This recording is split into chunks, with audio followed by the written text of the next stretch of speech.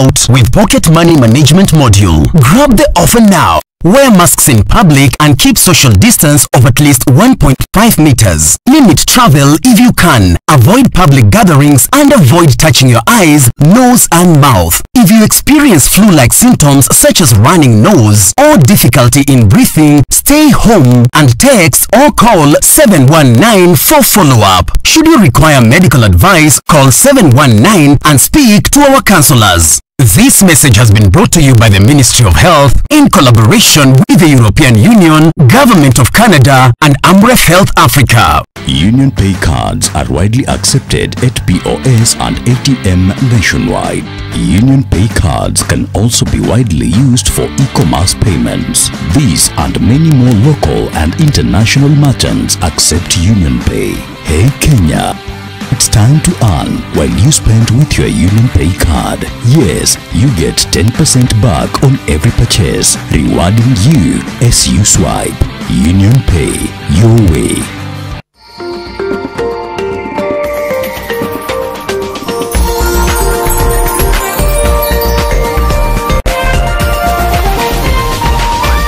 This is NTV.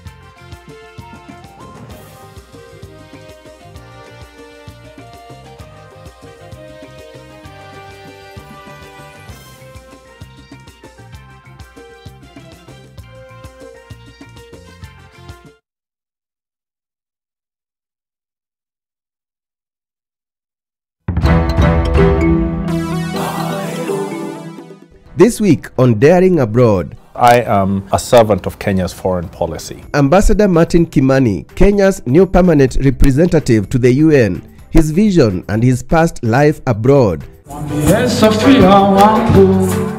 In Arusha, Australian chef cum musician George Stigwood's experience in 50 countries.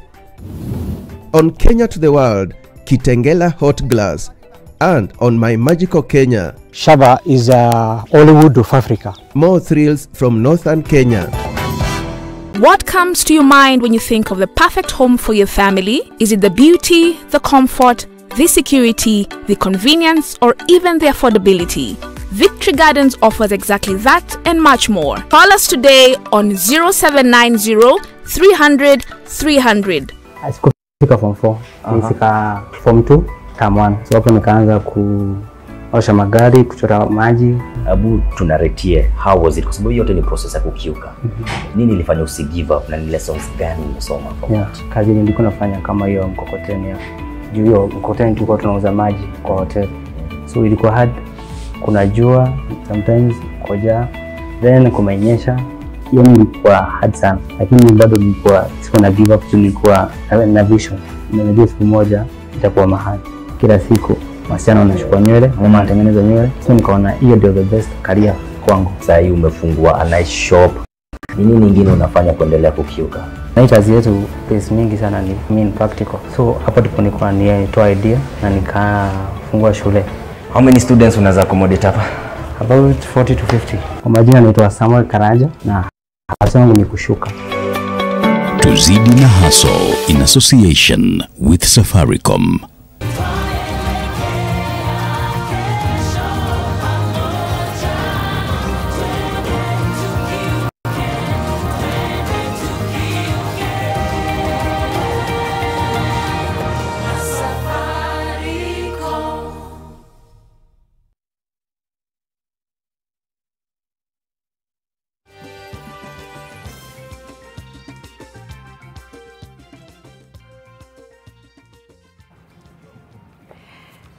Na barabara kabisa popote pale ulipo mpenzi mtazamaji, nataka kukuhakikishia kwamba hujakosea kuchagua taarifa za NTV Weekendi kama ilivyo ada, na kusi tunamane sasa hadi tamati, lakini kwanza tupate vipasho. I am a very sad man today because I've lost my colleague. I've lost my brother from here from the Gusii region. Rais aongoza viongozi mbalimbali na familia kumomboleza gavana wa Nyamira John Nyangarama aliyefariki leo. I urge that each person resume their duties, continue to help wananchi even as we speak and address all the issues that are there. Serikali yatishia kuwapiga kalamu wahudumu wa afya wanaogoma wasiporejea kazini. Sherehe ya kumwapisha spika wa Nairobi Benson Mutura kama kaimu gavana yahairishwa baada ya jaji kuchelewa. Walikuwa wanatumia sana shanga kwa mapambo pia. Ukaona mtoto mdogo anafungwa kiunoni. Inapokuja kwenye Waswahili kuna shanga za miguuni. Na je, unazifahamu shanga maalum zinazovaliwa na wanaume kiunoni? Leo tunaangazia uvaaji shanga miongoni mwa wanaume katika makala ya Ulimbwende.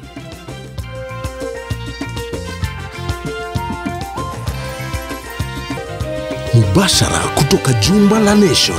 Hii ni NTV Weekendi na Jen Ngoiri. Naam, karibu basi mpenzi mtazamaji, katika lugha ya ishara niko naye Flora Atieno. Waziri wa Afya Mutahi Kagwe amewataka wahudumu wa afya kutoa nafasi ya mashauriano zaidi ili kutafuta suluhisho kwa matatizo yanayowafanya kugoma. Kagwe ametishia kwamba kuwachukulia hatua kali wahudumu wa afya watakaokosa kurejea kazini kama ilivyoagiza mahakama. Leila Mohamed na taarifa kamili. Serikali inawataka wauguzi na wahudumu wa afya wanaogoma kutii agizo la jaji wa mahakama ya leba Nzioki Makau lililowataka kurejea kazini kutoa nafasi zaidi kwa mashauriano kwa siku 14. In many meetings with the Council of Governors, we have agreed that some of the issues that have been raised by the doctors and nurses and clinical workers are legitimate concerns that concern PPEs, and we have made sure there is not a single institution that will operate without PPEs, including where we are today. We are also addressing all matters related to the matters of insurance, beginning the 1st of October. That has been done. Serikali sasa inasema kwamba mahakama imewapa nguvu ya kuwataka wahudumu wa afya kurejea kazini, huku wakitarajia kwamba mazungumzo yatafua dafu, na wakisema kwamba yule ambaye hatarejea kazini basi atafutwa kazi. Please do not lose your job as we go towards Christmas, as we go towards the festive season. Do not be the one statistic again who will be a job seeker next year. Let's not do so. Please go back to where you are supposed to be. It is good for any Kenyan to lose a job, but Mutahi Kagwe will not be the minister forever. Not even a governor will be a governor forever. That's right. Threatening people whose life have been threatened because of the environment they are working in. And you are taking advantage of the same. The court has denied you court orders for the strike notice that was issued on 23rd. So stop lying to Kenyans. Mahakama imepanga kikao cha tarehe 30 mwezi huu kusikiliza iwapo pande zote mbili zitakuwa zimepata mwafaka wa utata ulipo. Wakati huo huo, chama cha wahudumu wa afya KUKO na KNUN kimesema wanachama wake wataendelea na mgomo. Our strike that commenced on 7th is on and has not been stopped by any court order or any directive from anybody. Kadhalika, madaktari chini ya mwavuli wa KMPDU wangali wanashikilia wataanza mgomo wao Jumatatu ijayo, huku hayo yakijiri wagonjwa na jamaa zao wanaendelea kuhangaika kwa kukosa huduma muhimu hospitalini. Leila Mohamed, NTV.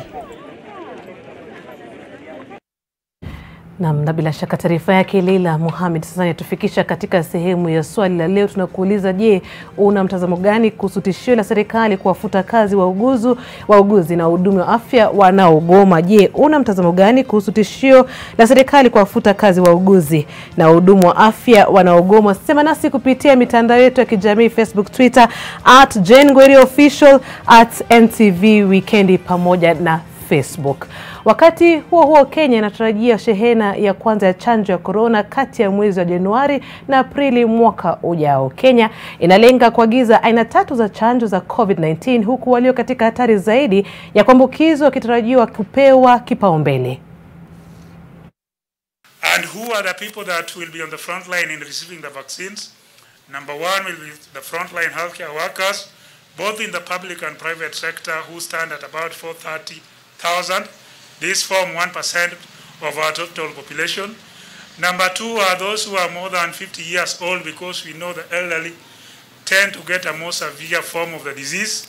That group contributes about 5.3 million, which translates to about 10% of our population. Then the third group is those with coexisting medical conditions or comorbidities. This group is 4.4 million and contributes about 8% of our general population. And finally, we have our teachers and the uniform security forces, who are about 830,000, contributing another 2%, making this figure to about 21% at the outset. Kwingineko, maandalizi ya mazishi mwenda zake gavana wa Nyamira John Nyangarama yameanza, huku gavana wa Kisii James Ongwae akiongoza kamati ya wanachama 5 baraza la magavana kusimamia maandalizi hayo. Gavana Nyangarama aliyefariki leo baada ya kuwa katika chumba cha wagonjwa mahututi hospitalini Nairobi kwa majuma 3 ni gavana wa 4 kufariki akiwa ofisini. Kifo cha John Nyangarama kimetajwa kama pigo kubwa kwa taifa, familia yake na marafiki waliojumuika katika chumba cha kuhifadhi maiti cha Lee baada ya kufariki leo asubuhi. Waziri wa usalama wa ndani Fred Matiang'i amewasihi wa Kenya kuipa familia hiyo muda wa kuomboleza mpendwa wao kabla ya kuwasilisha taarifa. Baraza la magavana pia lilikuwa hapa na kutangaza kuteuliwa kwa kamati ya wanachama 5 watakaoongoza mipango ya mazishi ya mwenda zake Nyangarama. James Ongwae, Kisii Governor, will be the chair of that subcommittee. Hilary Parchok of Bomet will be a member of Bomet. Professor Paul Chepkonyi of Kericho will be a member, and Cyprian Awiti of Homa Bay will be a member. Our CEO, Jacqueline Mokeni, will be the secretary of that committee. Amos Nyaribo akimtaja marehemu gavana kuwa rafiki wa karibu. Also pass my condolences to friends and who span the whole country and even abroad. We take this time to request our people to be calm. I have a special relationship with John Nyangarama because we were in high school together, in Kisii School. We were in the university together, and we became governors on the same day. Both first term and second term governors. And I feel very saddened. Nyagarama amefariki akiwa na miaka 74 na kumwacha mke na watoto. Kifo chake kinatokea miaka miwili baada ya kumpoteza mwanawe Ndemo Nyagarama hospitalini Nairobi. Licha ya madai kuwa alifariki kutokana na homa ya corona, familia yake bado hajathibitisha hilo, ila imesema alifariki kutokana na matatizo ya kupumua. Na kutoka hapa NTV Weekendi tunaipa familia yake pole na Mola amlaze mahali pema peponi. Tukisonga mbele ni kwamba sherehe ya kumwapisha spika wa kaunti ya Nairobi Benson Mutura kuwa kaimu gavana wa kaunti ya Nairobi ilitibuka baada ya jaji aliyefaa kumwapisha kuchelewa kufika kwa muda unaohitajika kisheria. Mutura alifaa kuchukua wadhifa huo baada ya bunge la Seneti kupitisha hoja ya kumbandua Sonko. Standing order number 75 of the Senate Standing Orders, Governor Mike Mbuvi Sonko of Nairobi City County stands impeached.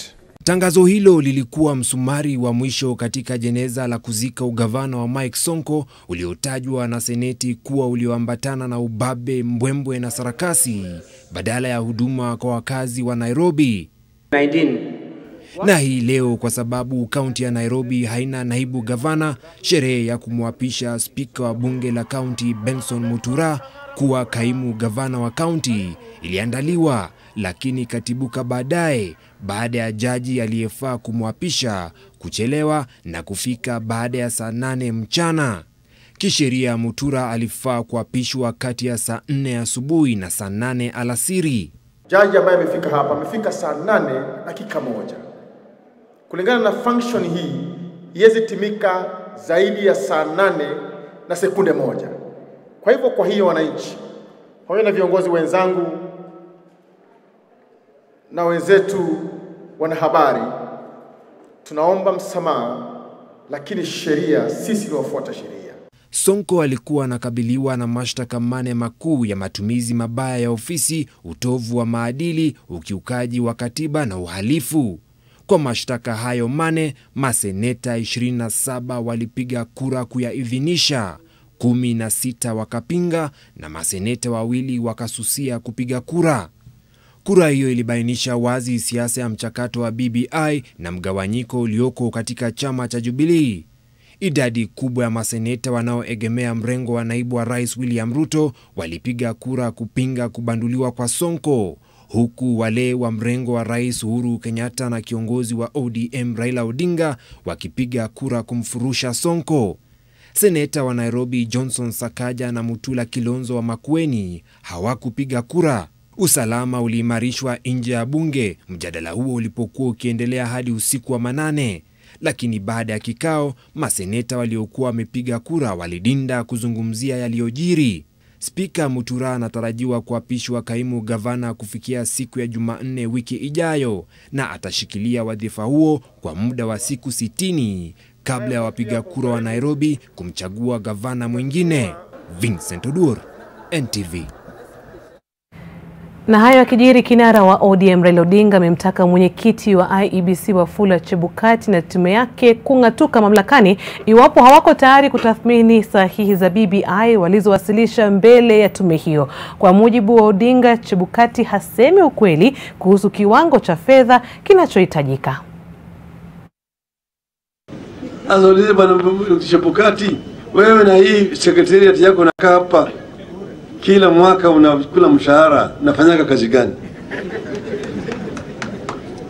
Maana kwa chaguzi ni baada ya miaka 5. Hii halmashauri iko pale wanakula mshahara kila mwezi, pesa mingi zaidi.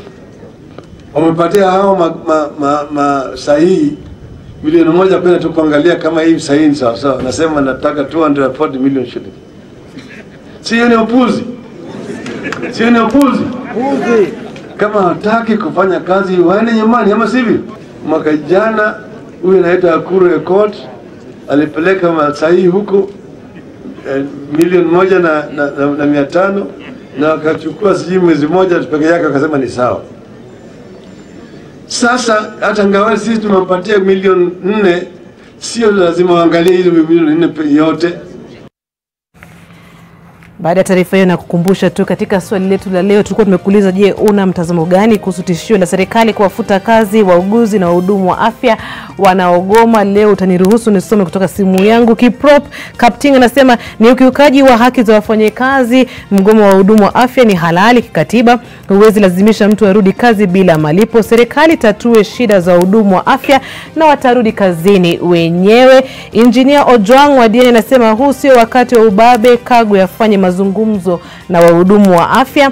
Caleb Chaura anasema huu ni wakati mgumu na sisi wote tuvumiliane. Tafadhali madaktari warudi kazini na wasaidie wanyonge, sababu hatuna hatia. Kiapo walichokula ni cha bure. Mola awatunuku mema kwa kutenda wema. Na mwisho kabisa anasema huyu Stella, wakati huu vitisho havitasaidia ila wafanye mazungumzo, kwani wa Kenya tunaumia sana. Haya basi, endelea kusema nasi kupitia mitandao yetu ya kijamii, Facebook, Twitter @JaneNgweri_official, @NTV Weekend. Naelezwa sasa ni muda wa kulipa bili za stima, maji kupitia matangazo ya kibiashara, lakini bado kuna mengi zaidi, pamoja na makala ya ulimbwende ati wanaume wanavaa shanga kwa nini?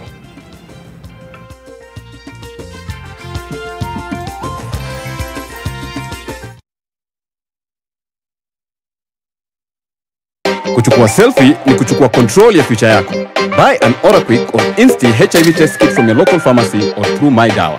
Hurry and get yours today at 150 Kenya shillings for a limited period of time. To talk to someone on how to use the test kits or interpret the test results and what to do next, call 1190. Amua kujua. Chukua selfie.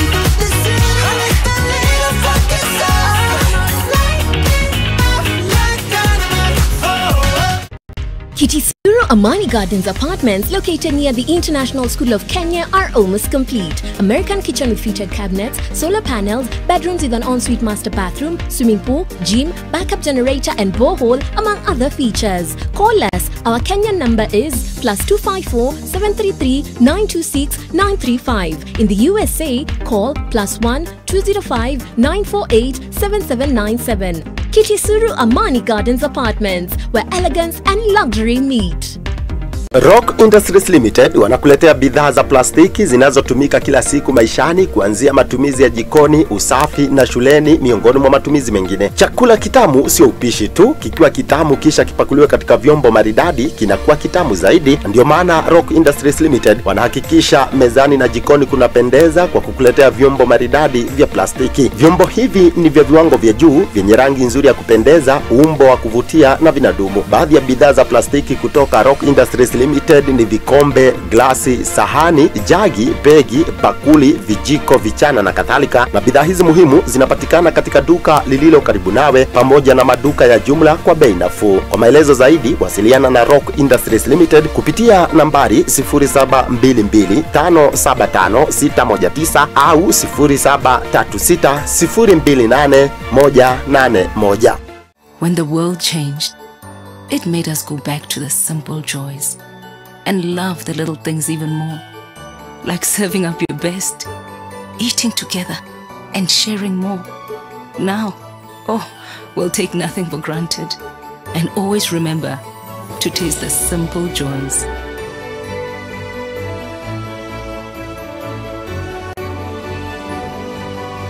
Enjoy the magic of Christmas with Coca-Cola. All day, we expect our mouth to do all kinds of things. That is why it needs all-round protection. New Oral-B Pro Health toothpaste. Its advanced technology helps prevent both tooth holes and gum problems that can lead to tooth loss. It strengthens your teeth, giving them all-round protection. Because your mouth is doing more than you think. New Oral-B Pro Health. All-round protection for your whole mouth. Malkia siku njema na tunukiwa offers kila siku. Pata offers zote mahali pamoja ili uongeze zaidi, utume SMS zaidi na ubrowse zaidi. Usijali, Tuma namba ya kila supplier kwa hiyo soko. Nitajua vile nitaongea na kila mmoja wao.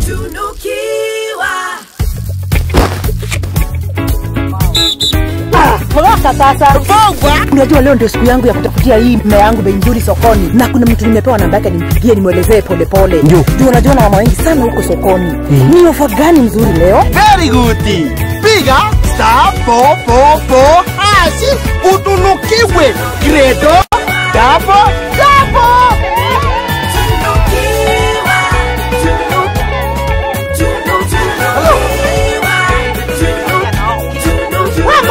Sio kwangu, rudi.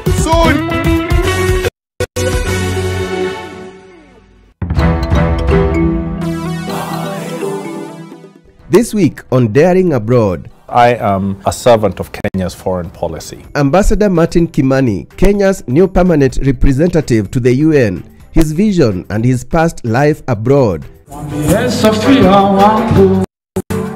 In Arusha, Australian chef cum musician George Stigwood's experience in 50 countries. On Kenya to the World, Kitengela Hot Glass. And on My Magical Kenya, Shaba is Hollywood of Africa. More thrills from northern Kenya. What comes to your mind when you think of the perfect home for your family? Is it the beauty, the comfort, the security, the convenience, or even the affordability? Victory Gardens offers exactly that and much more. Call us today on 0790 300 300.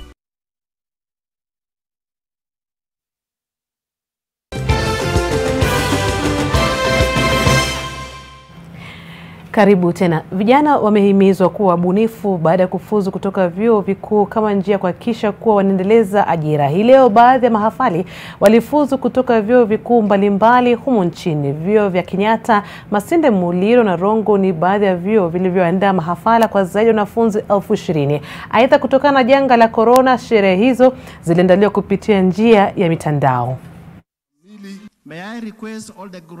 Hasa mtazamaji, uvaaji wa cheni au shanga kiunoni ni aina ya utamaduni ambao umekuwa ukipendwa sana na wanawake haswa wa pwani. Lakini je, unafahamu kuwa kuna shanga za wanaume zinazotambulika kama pete ya babu? Katika makala ya wiki hii ya Ulimbwende, Fatma Bugu anaangazia shanga hizo. Sema kama Mijikenda walikuwa wanatumia sana shanga kwa mapambo pia. Ukaona mtoto mdogo anafungwa kiunoni. Kuna shanga za miguuni ambazo ni pambo pia. Kuna shanga za kiunoni na wengine siku hizi wanatengeza za mkononi. Yote hayo ni mapambo. Kitambo zilikuwa zinatuma ujumbe fulani kwa wanandoa. Ukimuona amevaa nyekundu, ina maana yuko katika siku zake za mwezi. Wengi wanavaa bila ufahamu wa nini, na ndio maana utakuta wanawake wale wamevaa suruali, shanga zinatokeza nje ya kiuno. Anapokuwa anatembea kila mtu anaona ile shanga. Maana shanga za kiunoni ni za mume wako tu kuziona. Hizi shanga zenyewe zina hisia fulani. So unapokuwa unaguswa nazo ni kama zinakutekerenya. Ndio maana wale ambao wanazijua huwa hawapendi kumuona mtu amezivaa alafu ziko nje. Hawa wanaume je, wana shanga zao? Wanaume wana shanga zao. Najua ni mageni sana. Yaitwa pete ya babu. Kitu ambacho ni kidogo ambacho kinamtoshea yeye mwanamume peke yake. Hiyo ni ya pete ya babu peke yake. Inavaliwa babu. Naweza tengezwa rangi tofauti tofauti. Hii shanga mwanamume havai akatembea nayo. Mara ya kwanza zilileta changamoto nyingi. Hakuna ambaye alikuwa anakubali mwanamume utavishwaje shanga. Sasa kwa wale waliojaribu, walinunua na walipendezewa, nadhani wamekuwa wakiconvince wengine kulingana na mambo yanavyoendelea kubadilika. Nikaona ni vizuri pia tutumie hizi shanga katika entertainment. Pale unapokuwa uko chumbani na mume wako, hizi shanga tuseme kama hii imeandikwa I love you. Hii shanga ni ya kuvaa wakati wa kudance peke yake. Kuna mzo ambazo zina ujumbe tofauti kulingana na mtu anavopenda. Kama pambo kuna ambao wanatengezea pete za shanga wakavaa vidoleni, kuna zinazovaliwa mkononi, na kuna wanazovaa watu miguuni kama mapambo au kwenye shingo au vipuli.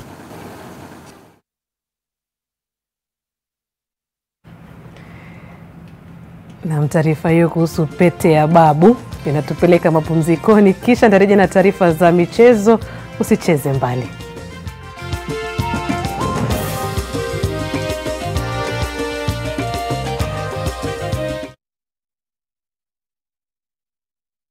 Go Ahead is believing to make each day a brighter day. The confidence to create opportunity.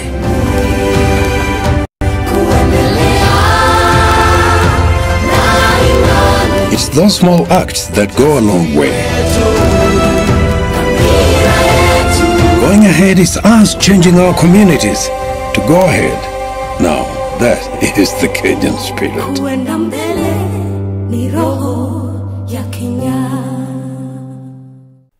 Parenting is all about learning when to be tough and when to be gentle. Tough, gentle. But when it comes to fever, you need to be both. Panadol Baby and Infant starts to work on fever in 15 minutes and is gentle on the tummy. Tough call. Panadol Baby and Infant. Tough on fever, gentle on your child.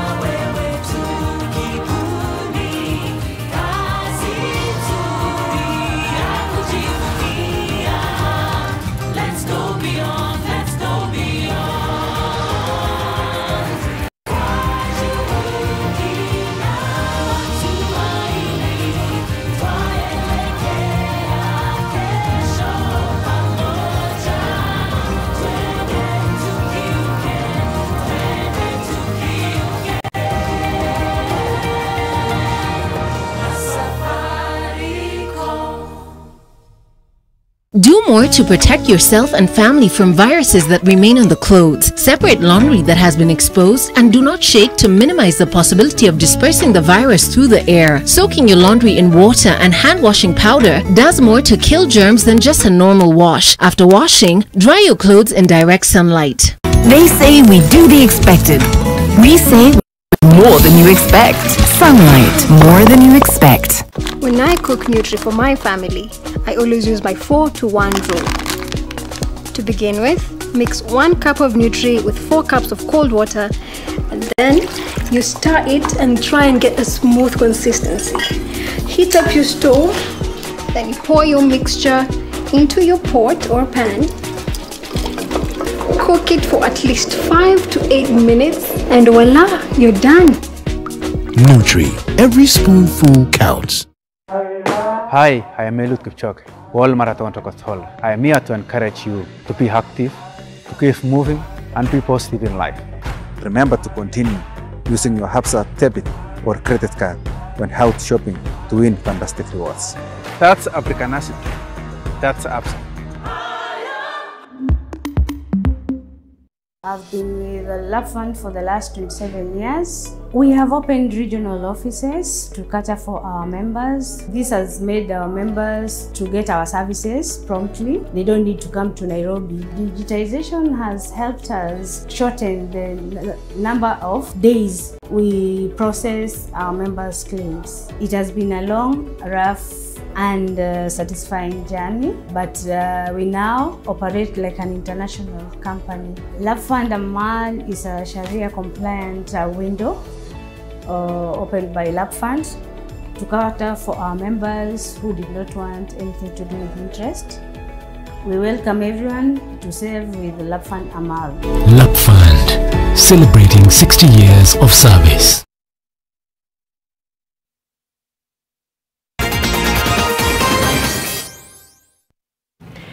Karibu katika ulimwengu wa michezo. Watoto wengi wa kurandaranda mitaani huwa wamebarikiwa na vipaji ambavyo vinastahili kugunduliwa na kukuzwa. Wachezaji wote 18 wa klabu ya Global Hope FC walikuwa watoto wa kurandaranda mitaani kabla ya kuchukuliwa katika makao ya watoto ya Global Hope. Baadhi yao pia waliwahi kufungwa jela kwa kuwa wezi licha umri wao mdogo. Joshua Makori na taarifa hiyo.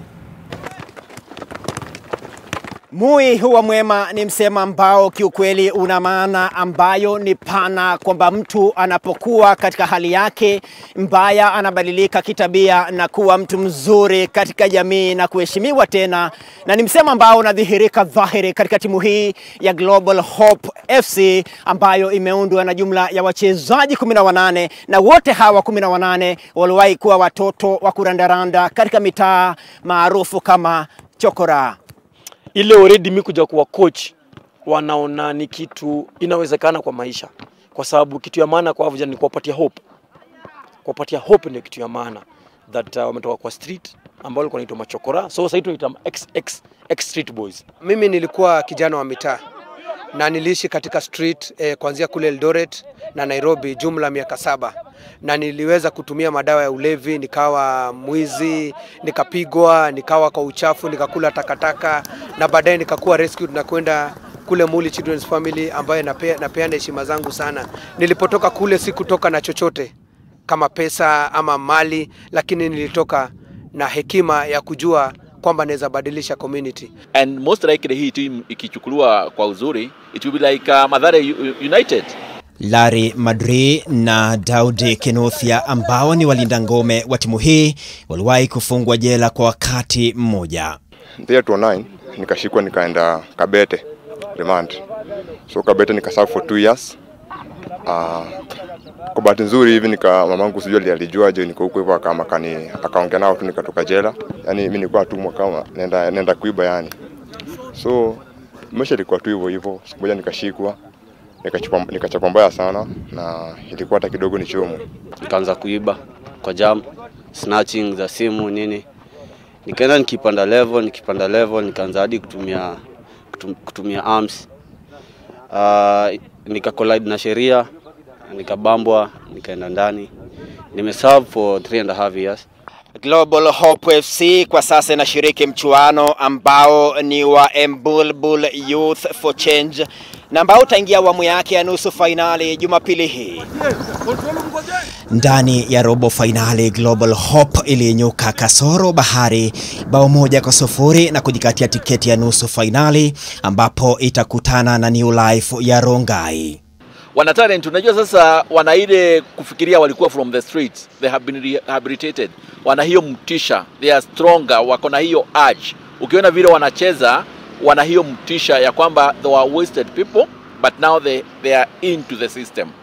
Wanasoka hawa wanachukia kukata tamaa katika maisha ikilinganishwa na hali ambayo wamekulia kwa wakati mmoja. Kwa sasa wanakusudi na nia moja kwamba timu hii iingie katika ligi ya county na ipige hatua na siku moja ishiriki ligi kuu ya hapa nchini. Joshua Makori, NTV, uwanja wa Vet Farm, Ngong, kaunti ya Kajiado.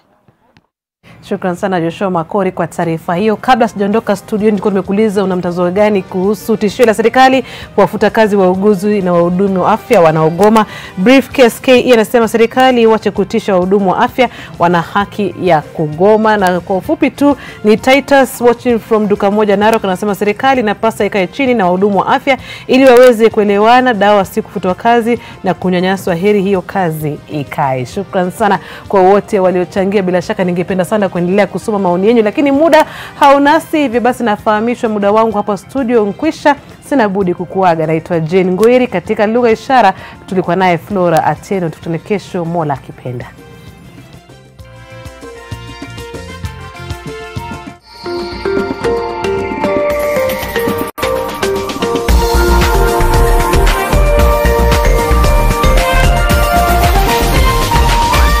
This is NTV.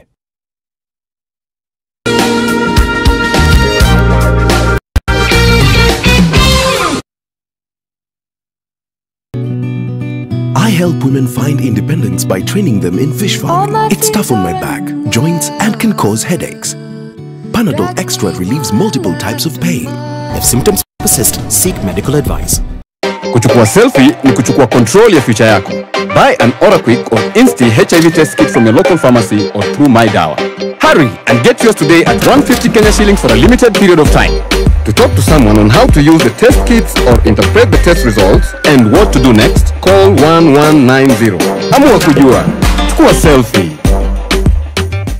When the world changed, it made us go back to the simple joys and love the little things even more. Like serving up your best, eating together, and sharing more. Now, we'll take nothing for granted and always remember to taste the simple joys.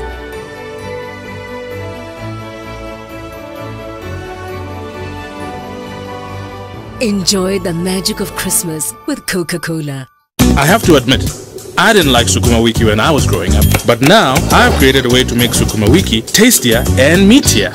I simply add 2 Royco beef cubes and the end result is a rich, meaty flavor. And today, I have brought along my harshest food critics for a taste test. My kids.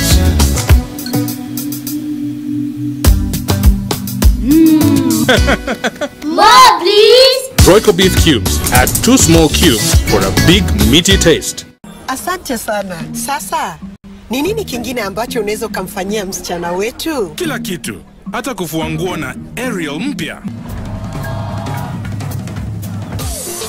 Unaniamini sasa? Ariel huondoa madoa sugu kwa mwosho mmoja. Ijaribu leo uamini. When I'm on nights, so restless tissue makes my days worthless. I need to recharge energy. Get a full night's sleep with Always Ultra. For stacks of tissue and no competition. For its long-lasting protection. Long days, I'm fearless. Here comes the boss lady. Multitasking flawless.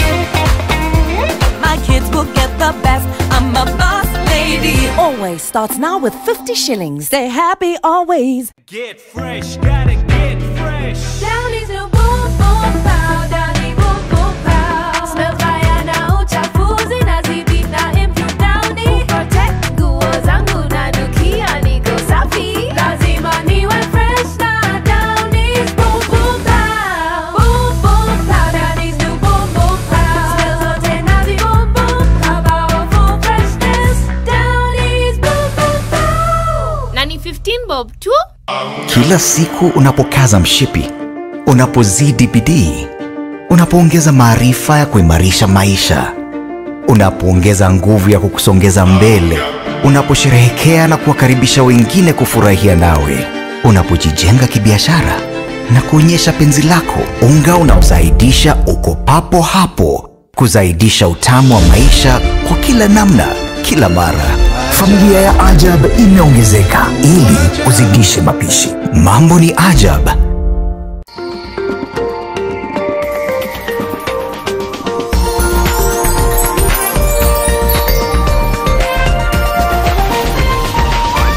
NTV, turning on your world.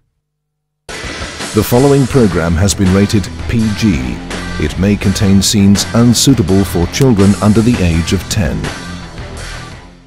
The Wicked Edition in association with Telcom.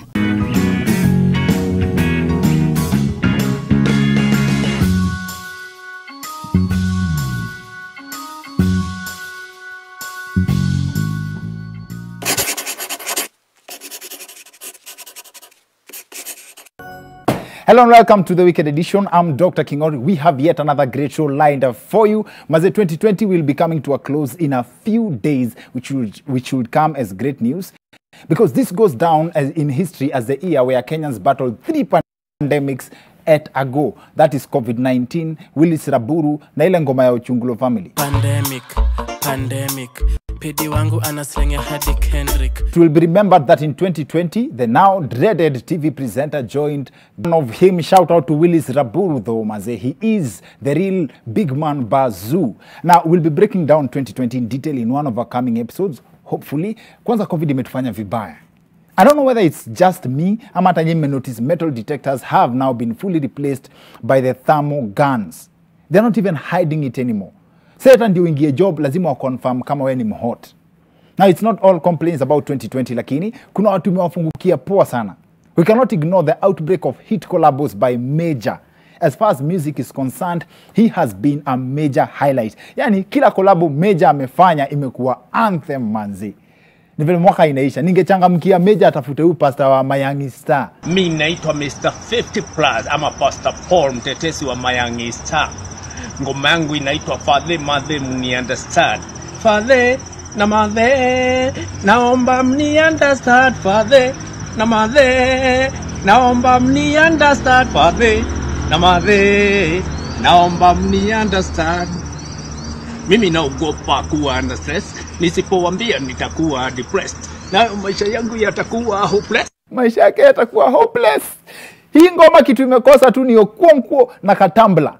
However, as much as watu wengine wali make fun of Pastor wa Mayangi Star, kuna mahita wanasema hiyo clip iko na mistari moto kushinda album ya Octopizzo ya this year. I'm not sure about that kwa sababu personally Octopizzo is the reason I started paying attention to hip-hop music. In fact, I can sing his jam Octopizzo on top word for word. Shame on the people claiming that Squeezy Octopizzo anaimba nursery rhymes.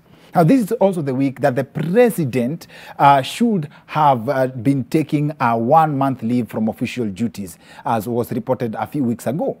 Haters vile walisikia tu hiyo story, hivyo walishtuka kwanza. Juu amekuwa akifikiria president amekuwa leave for the past 8 years. Now, this also comes at a time when the economy is struggling. Crucial staff like medical personnel, including nurses and doctors, threatening to down their tools for the longest time. But the government ignoring doctors may have a simple explanation.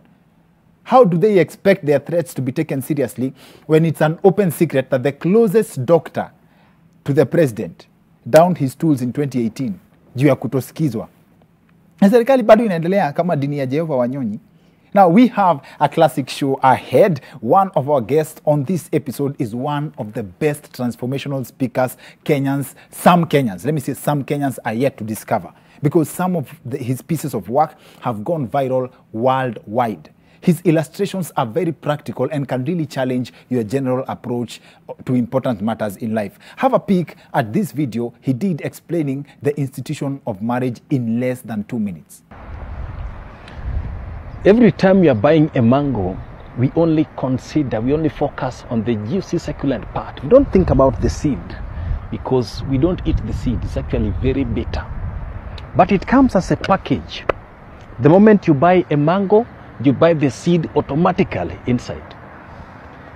Every choice we make comes with its consequences as a package. You may not like the consequences, but the moment you make that decision, you lose power over the consequences and you have to deal with it. And so it's advisable to first of all consider if you're capable of dealing with the consequences. If no, leave it. When you're getting married to someone, it's like you're buying a mango, because the person comes as a package with both the negative sides and the positive sides. It comes with the seed and the succulent side. And so you can't say that I only like his beards, the stature and the muscles, but I hate the fact that he lies and cheats. That's a package. If you can't deal with the whole package, leave the person. You can't say I only like her curve and the teeth orientation, but I hate the fact that she's lazy and cantankerous by nature. That is her package. If you don't like the other side, drop the person. And so, check. If the seed is bigger than the succulent side, drop everything and run away. But if the seed is smaller, but the succulent side is bigger and sweeter, ignore the small seed and enjoy the fruits. At exactly my age, he spits so much wisdom, mazi. Mi ufanya nini na maisha yangu? Fun fact, kwa hiyo clip, mi ndio hiyo maembe anaongelea. Now, he is also one of the best, if not the best, to have ever done an impression of one General Miguna Miguna. Before nikuwe governor, nilikuwa mbunge. Now, second one, nilikuwa sitting member of parliament. Jeff, you are eating on my time. Oh my Jeff, you are goodness. eating on my time. Okay, now, keep quiet. I kept quiet when you were answering your questions. I am a solicitor and a barrister. Oh my I have goodness. a license to practice law both in Canada and in Kenya. When you ask me what I'm doing, are you the one that pays for my flight ticket from to Kenya to Toronto every now and again? Serikali ilikusafirisha na serikali ilisimamia kila kitu. Ezekiel Kelly is in the house. We also have in studio a budding radio presenter, a jack of all trades, I should say, because she is also in acting and modeling. Let me just say, an all-rounded entertainer. I know you will love her. Natalie Githinji is also in the house. We also have good vibes from our friends at Telcom Kenya. Hizi aibu ndogo ndogo za kukatikiwa na Credo na mambo ya kunyonga conversation juu Credo itachoma are now a thing of the past, courtesy of the power bundles offer by Telcom Kenya. I'll give you more details on the promo in a bit. I also have 1,000 bob worth of Telcom airtime that could be yours. Na vile mnajua, vile nimesema, we have declared war on hizo vitu naita aibu ndogo ndogo za kuishiwa na Credo ama kulimit conversation juu ati uoga uko nayo ni Credo itakatika. For as low as 10 shillings, you have enough time ya kupiga story kwa simu courtesy of Telcom Kenya. Imagine for 10 bob only unapata free Telcom to Telcom calls, free Telcom to Telcom SMSs, free WhatsApp, inaitwa the Power 10. For 20 bob only unaingia kwa Power Extra. Unapata free Telcom to Telcom calls, free Telcom to Telcom SMSs, 100 MBs data bundles for free. Na ukiachana na hiyo kuna tena Power 20 where you get 5 minutes call time to any network. Alafu free Telcom to Telcom SMSs plus 100 MBs data bundles for free. Just dial *544# on your Telcom line to subscribe, mazi. Maijipata moment ya kuchoma juu ya Credo kukatikia? Let me know on any of my social media accounts at Dr._Kingori on Twitter and Instagram. Dr. Kingori, that's Dr. Kingori on Facebook. Ni kuchangamkineo Credo ya thao, mazi. Hii experience ya power bundles offer uionje one-on-one. Now, there's word that goes around that one of the secrets to a long life is to mind your own business. Now, if you are a friend, for example, to a couple, if you're a friend to a couple and you knew one of them is cheating, would you tell them, ama utanyamazia story and mind your own business? That's just one sample question. Our topic on this show, on the show this week, is minding your own business, and we have Ezekiel Kelly and Natalie Githinji on the other end of this short commercial break. So see you guys in a bit.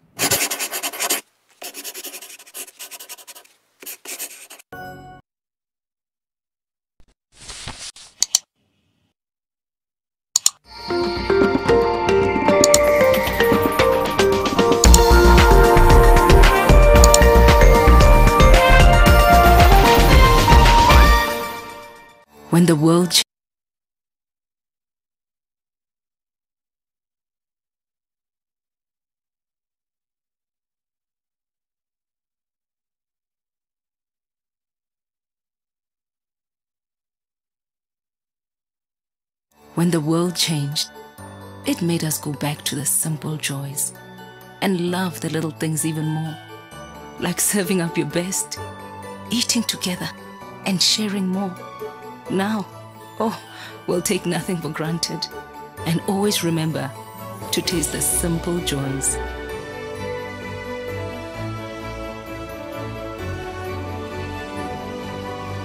Enjoy the magic of Christmas with Coca-Cola. That's when she replied, "Give me one good reason to stay with you."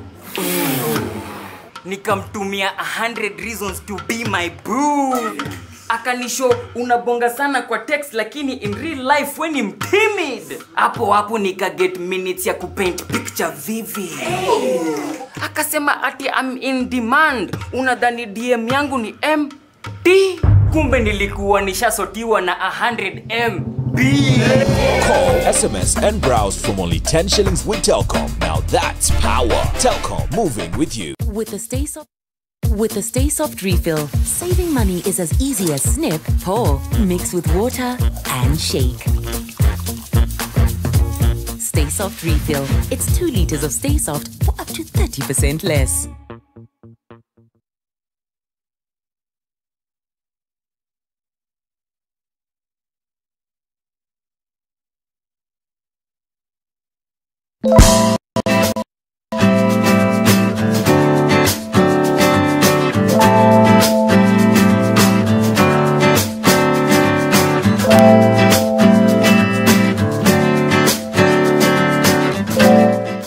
We'll take nothing for granted and always remember to taste the simple joys.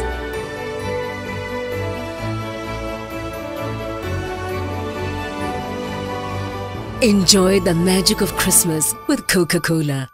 For a better tomorrow, don't forget to do the 1, 2, 3 with Colgate every night.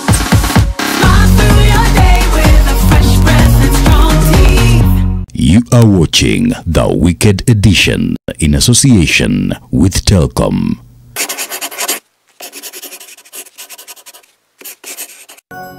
Welcome back to the Wicked Edition. I'm Dr. Kingori. We have a great show for you. As I promised, tuko na combination ya guest nzito sana. One of them is an author, an upcoming author. Author pia inakuanga na upcoming? Author ni author, si ndio? You have a book, you're an author, full stop. Ezekiel Kelly is an author. He's a motivational speaker. He's done some very, very wonderful pieces of work. Unaweza check his YouTube channel. Inaitwa Kelly Inspiration. Iko na mavitu nzito sana. Some of his works mnaweza kumekutana nazo in these corridors of the internet. Karibu sana Kelly. Thank you, sir. Asante. Alafu we also have Natalie Gedenji, one of the rising radio presenters in this country. Karibu sana Natalie. Thank you. She's an actor. She's a radio presenter. Yeah, I am commercial model. You're a commercial model? Yes. You didn't mention that. Na hiyo siku nimekutana nayo. Staki show off. Karibu sana kwa show. Thank you. Our topic on the show leo ni minding your own business, how to mind your own business. But kuna watu wanakulia udaku as a business. And in terms of minding my own business, when we sat with Natalie kwanza, kuna kitu amefunga kwa kiuno ile inaitwaje hizo mabeads. Nikamuuliza ni nini? She gave me 3 answers. One, ni uchawi. Number 2, ni to measure your age, usinone kupita space flani. And the third one was beauty. Right? True. So nikisema nataka kujua for real si ya uchawi, I will not be minding my business. You would not be minding your business. Aya, sawa. Kelly. Yes, sir. Wewe sasa ni upright mtu wa manzi inspiration, how people should live life nini. An experiment that you did, yes, ikaenda viral sana. Yes. Na ilikuwa ina detail how anger works. Yes. Right? Yes. So would you care to demonstrate that for us? Why not? You want me to do it here? Yes.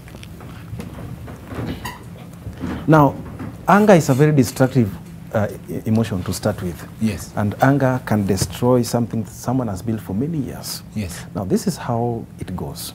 I'm going to shake these 2 bottles of sodas. Hold this one for me. Then very quickly.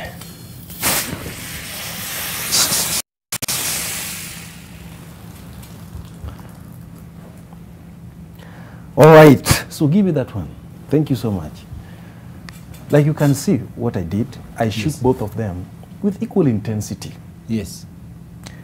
I opened one. Yes. And you saw the way it erupted like volcano and messed up the whole place. Now, this one here is looking like nothing is happening. Yes. Because I did not open it. Yes. What happens, my brother? Sometimes when you are angry, please just close your mouth.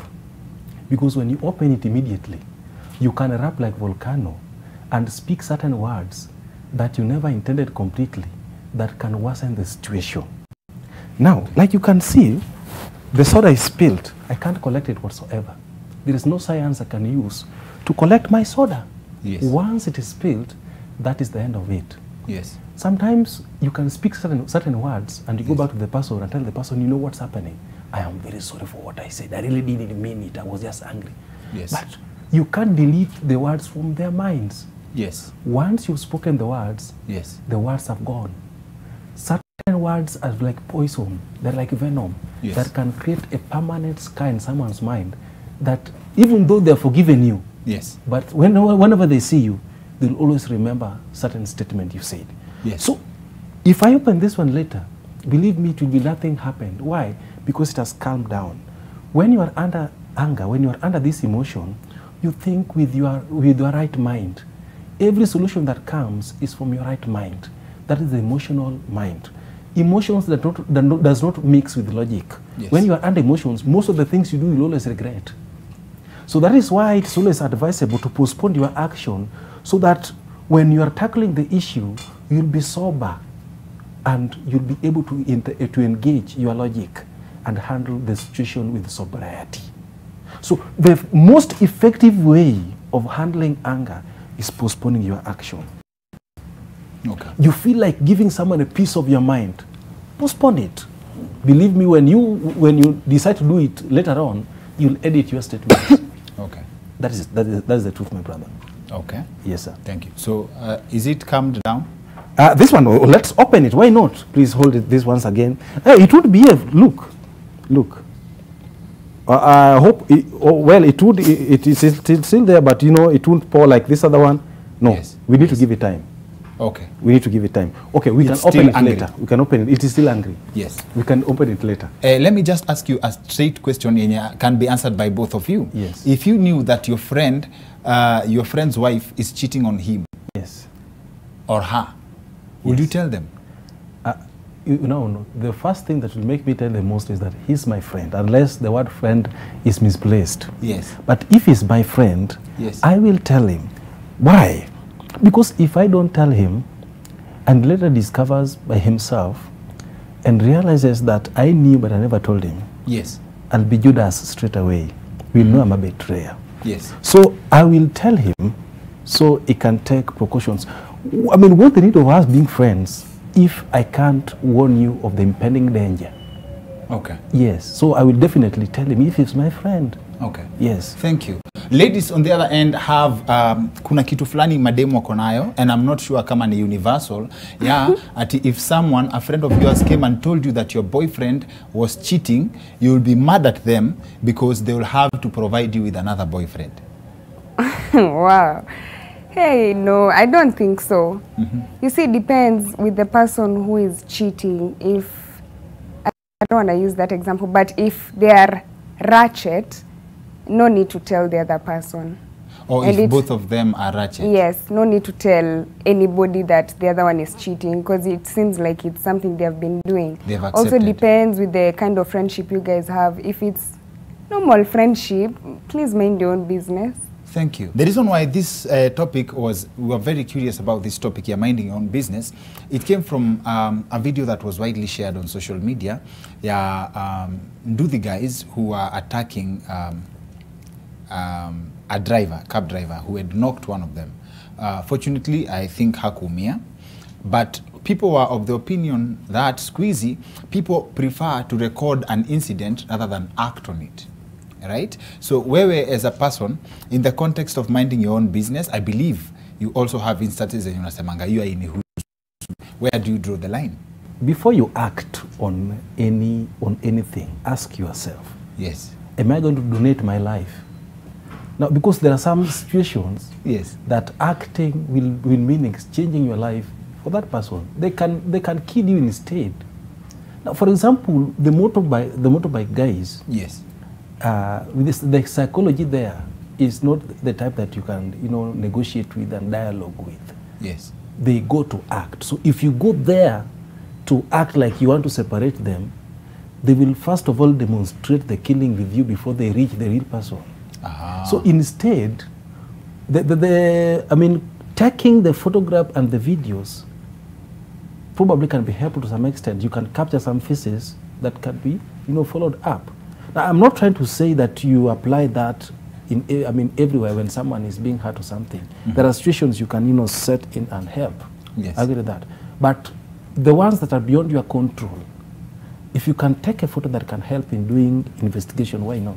Okay. Yes. And be very careful at taking it, because if they notice you are doing it, they can lay hands on you. Okay. Have you ever found yourself in a situation that will make such a decision, like, hey, that's none of my business, I'm not...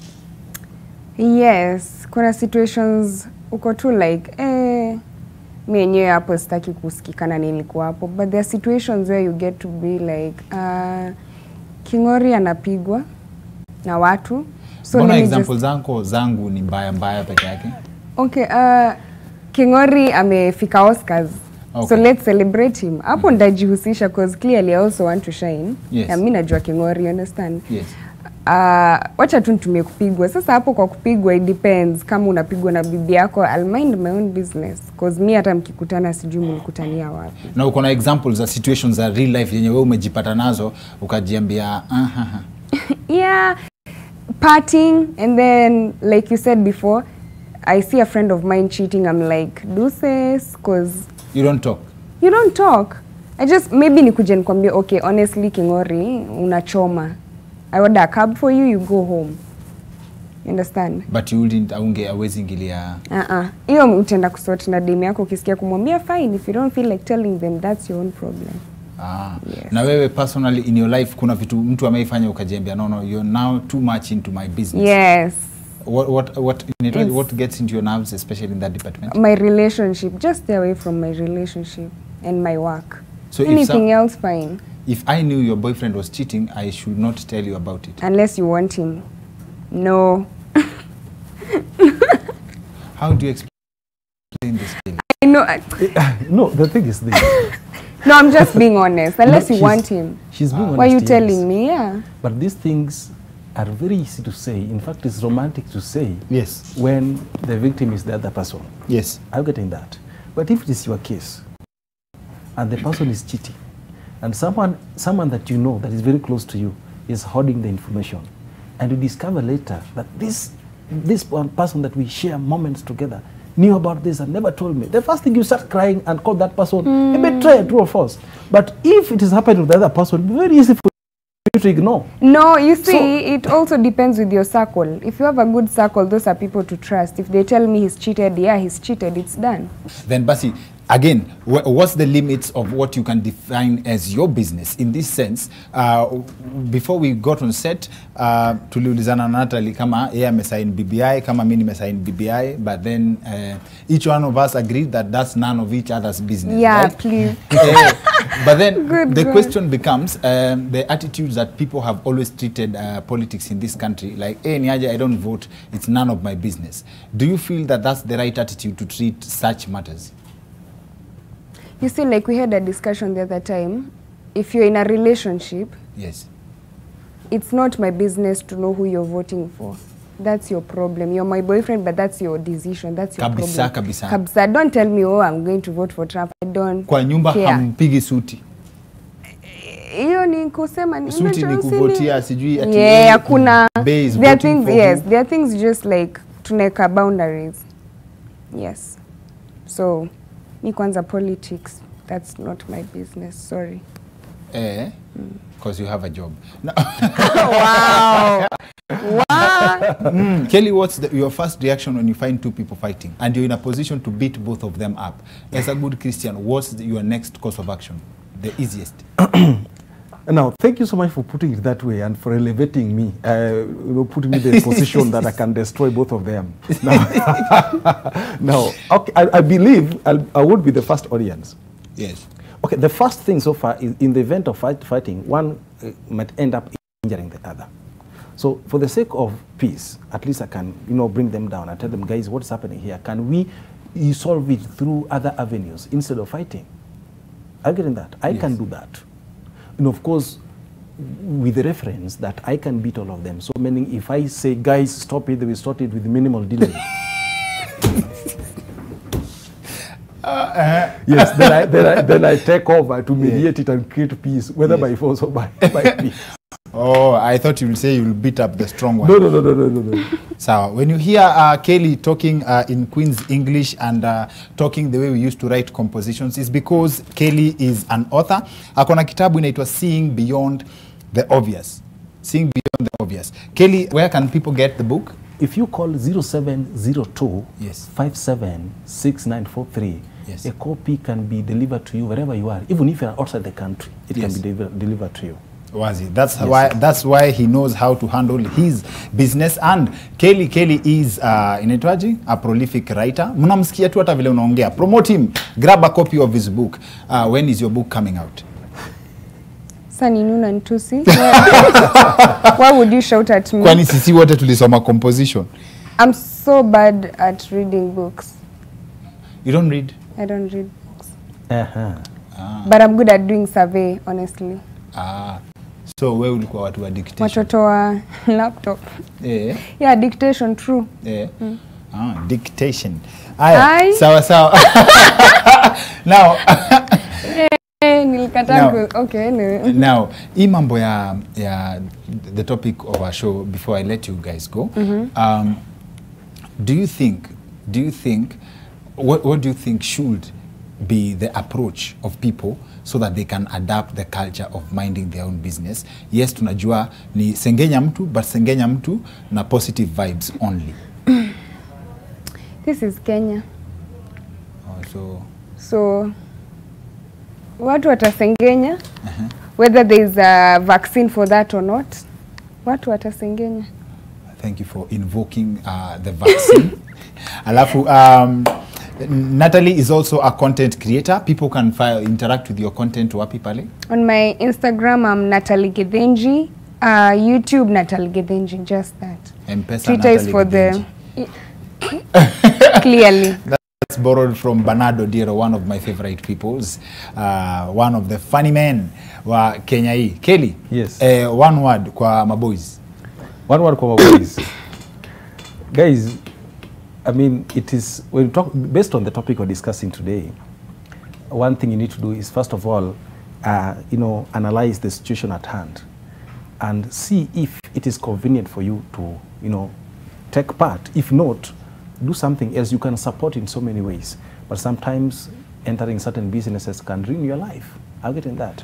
So I'd also, like we've said, please let us keep our anger in control. Anger can destroy very, very important things. I think that's my parting shot today. And of course, don't forget to tell them that I'm an actor. Yes. One of the people who, one of the finest acts wa General Miguna is Kelly himself. He features in YY's channel. I believe you also do your stuff. Bado pale kwenye Kelly Inspiration on YouTube. Good work, maze, good work. Umeongea na Miguna? Miguna, personally like this, okay, when he was in Kenya, when we would hold conferences and the rest, I would meet him in conferences, sometimes ask him questions here and there, but I believe he doesn't know me personally. Okay. Yes. But, I like the way he used to speak here and there, so, friends like, YY, he discovered this guy can talk like Miguna. Okay. Yes. Of course, the English, and you also picked the character very well. Tafuta Natalie Gedenji on social media. Ezekiel Kelly akona kitabu yake inaitwa Sing Beyond the Obvious. Promote them. Kabisa. Asanteni for coming to our show. Thank you for being great guests. Asanteni for... Yeah? Thank you, guys. Thank you so much. That's it for the Weekend Edition. See you next week. My name is Dr. Kingori.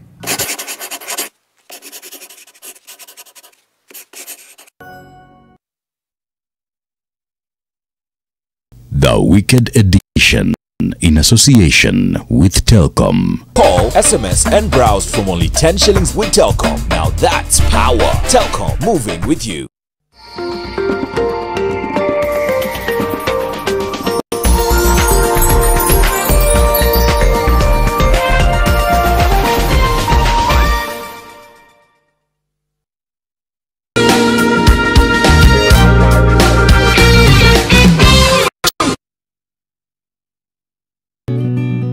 I help women find independence by training them in fish farming. It's tough on my back, joints, and can cause headaches. Panadol Extra relieves multiple types of pain.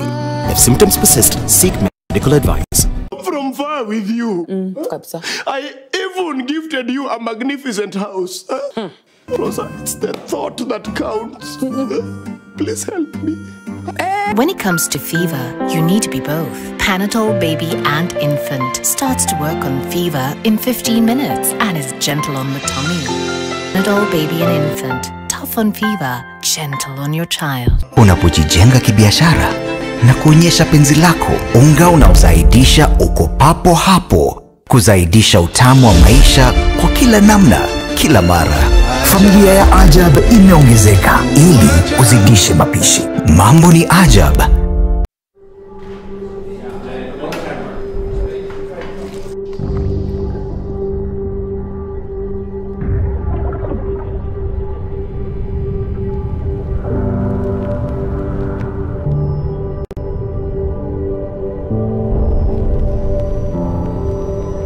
Beat sensitivity pain fast with Sensodyne Rapid Action for clinically proven relief in 60 seconds.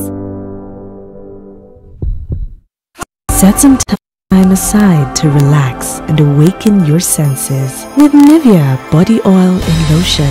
Available in cherry blossom, vanilla and rose scents. Carve out some me time with Nivea Body Oil and Lotion. Awaken your senses.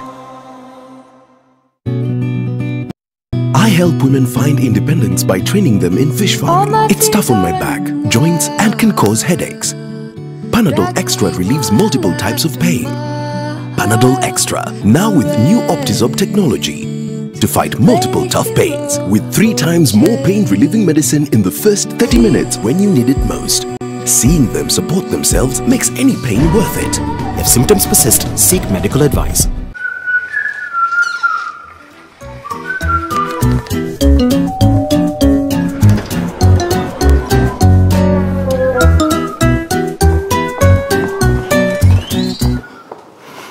Ukikwama utaambia nini watu? Waambie bra, when I gotta go, I gotta go.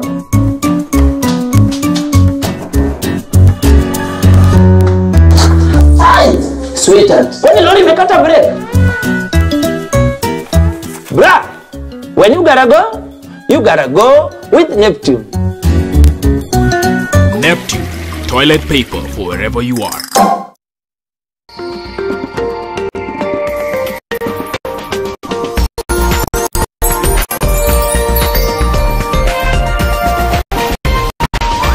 NTV, turning on your world. The following program has been rated PG. It may contain scenes unsuitable for children under the age of 10.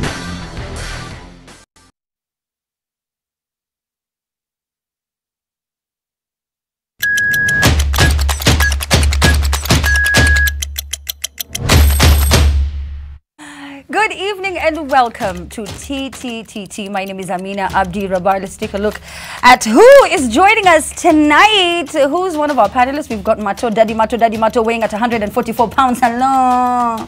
Okay, not so really. Your conversion by the wakaje. So to convert your pounds it's like half, to kilograms. No. Oh, it's like half. Umesema 144 pounds. Convert to kilograms? Yes, it's half. Mathematics is a problem. No, I'm telling you. No, it's like 72. Whatever, man. Cindy, hi. Hey, how are you? Mention the pounds. I'm just here. Oh, I can talk about the pounds, the money, right? I can talk about that. How do you guys for the coins. How are your weeks? Week was nice, week was great, very interesting things happening on Twitter, cases of tweet and delete. I'm not saying who, you know, but it was a very interesting week. Yeah. You know, so when you're talking about Twitter, I saw the exchange between Honorable Millicent and Bonnie. Yes. Yeah. And initially when I saw it, I was like, this is a fake. And then I went on Twitter and I was like, oh. It got pretty nasty and ugly. In case you didn't know what went down, of course, you can go and check out both of their accounts and find out. Mato, how have you been? Mimi nimekuwa sawa. Great. It's a good thing sijaibiwa recently.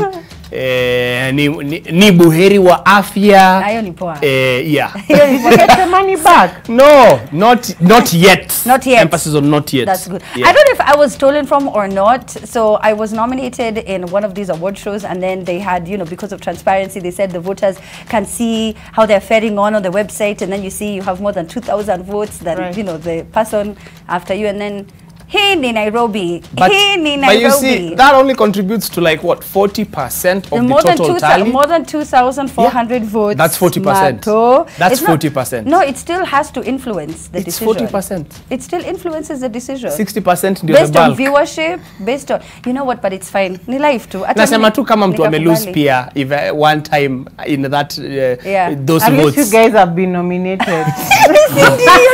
Me Nico too, by the way. Oh my God. Okay, Nico too. Let's get started with the first story. Now, one of the funniest clips that has taken the internet by storm this week is one of a Kisii man, and we don't have it right now. However, it all started with a protracted legal tussle between the Muslim Association and the Seventh-day Adventist Church over ownership of a parcel of land. And the road that lasted decades ended in October of this year after a land and environment court in Kisumu declared that the parcel belonged to the Muslim community. Now, in an effort to build bridges and heal the rifts, the Muslim community have chosen a new name for the mosque that has caught the attention of many and has ended up becoming an internet sensation. The mosque that lies in once disputed land in Kaloleni in Kisumu County is named the Mosque of Jesus Christ, the Son of Mary. I love it. You know what I like about the fact that we have Amina here and Cindy there. Yes. And you are? No, mimi niko hapa tu. Ikifika religion wacha nikuambie. Aya, Amina, what do you think? You really want me? Hey, sasa hapa wewe ndio panelist. Amina, what do you think? I mean, it shocked me. But I mean, you know, Jesus is a prophet, right? Yes, exactly. And we have Jesus. It's just that the name is different, right? Yes. Yeah. It's just that given what we know of what the name represents and it being a different religion, it was just extremely shocking, given the fact that, you know, this is a very conservative religion, who don't really, you know, we're not controversial in any way. It's very black and white, right and wrong. So I was very shocked, I have to say. So is this controversial or is it middle ground? To be honest, it's very shocking. I mean, I can see when they talk about unity, but the Mosque of Jesus Christ, Son of Mary, I would have never seen the day. But you know, it's 2020. Anything clearly can happen this year. Cindy. True. Yeah, I remember back in the day during the Arab Spring, there was a very beautiful thing that happened when the Muslims were out protesting. The Christians formed a circle around them. Yes. And vice versa. The Christians joined the Arab Spring and the Muslims surrounded them. It's such a beautiful thing. I think religion is a cause of a lot of issues in the society. Spirituality is a solution. So I'm all for people believe in whatever you believe in, him or her, whatever suits you. But this is just a fantastic example of what happens when two religions come together with one accord. I think it's a beautiful thing. But is it two religions really coming together? Because this is and still was and still is a mosque. And I don't think it's coming together. They're sort of like just... I think it's a coming together because, as you said, the name is shocking. When you mention Jesus Christ, it's always associated with Christianity. You would never imagine that name would be associated with the mosque. So I honestly think it is a coming together, but it might be a coming together of an ideology, not necessarily a teaching, but an ideology. And that, for me, is the beginning of many beautiful things. Like maybe that it's just to unify the people. Yeah. Yes. Okay, I see that. Because it's just the name of the mosque. Like we have Jamia Mosque, you know, unless you go back and look for the meaning of Jamia and everything. Now you see, if there was Jamia Church, you'd go like... because it's associated with a mosque. Yeah. But we want to hear what you have to say. So at the Trend Live, the hashtag is TTTT. To our Muslim viewers, we want to hear what you have to say about that as well. And we'll read all of the comments, so do send them in. And I think now we have the clip. Now, one of the funniest clips that has taken the internet by storm this week is of a Kisii man trying to do mathematics. Lakini akajua hajui. Take a look. Moja ni 30 pa, mbili ni 60, 16 ni 16 kitu kama moja ni 30 pa. So Mato was like, Bufanya mathematics. I'm like, it's not that hard. It's but when you watched that, what were your thoughts, Mato? Me, I love the way he tried to recover immediately. Kiliomana akasoma ni In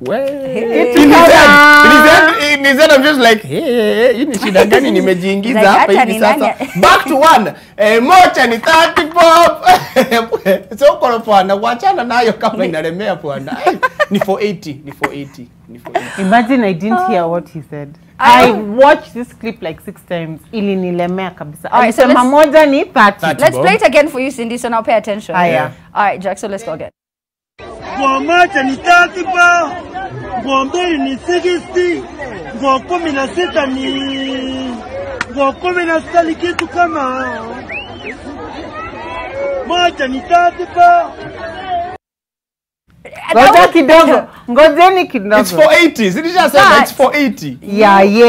So he did. So he was calling out numbers without knowing. You know, I saw a tweet somewhere. Yes, I saw a tweet somewhere that suffering, you don't get a medal to suffer. So if there is a way you can make it easier, 16 times 30 ni 480. Mato, so, Mato, I know you used your mental sum, but imagine if we both die, we'll go to heaven. Imagine. Hata mwenye wewe ni smart Mato, bado tunafanya same job. Na tuko tu hapa bado bro. With all that suffering mental sum, we'll go to heaven. Hivyo ndivyo mnakandamiza watu wanajua. So kujua sasa ni shida. Mtu hafai kujua. Kujua haiwezi saidia kwa hii Kenya news janja. Ni kitu kama now it's 480, 480. Oh, so now you want a medal. There's no medal, you're getting KRA will still be up your butt in June. This is the problem with this country. People who know are chastised. Wanakandamizwa. Wanaambiwa mjuaji mjui. Hakuna kitu kama hiyo. We have to fight for our rights. If we know, we know. Okay, sawa. The hashtag is TT. What are your thoughts about those stories? Let us know. We'll read them right after this short break. We're going to be back with more stories. You're watching NTV.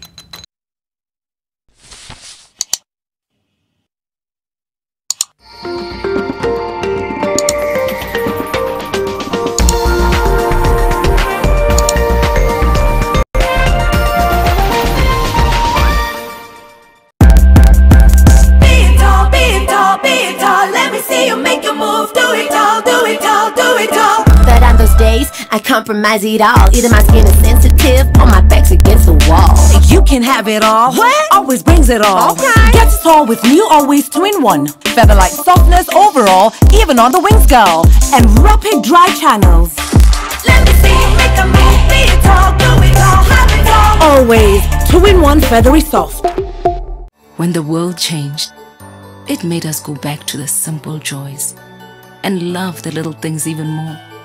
Like serving up your best, eating together, and sharing more. Now, we'll take nothing for granted and always remember to taste the simple joys.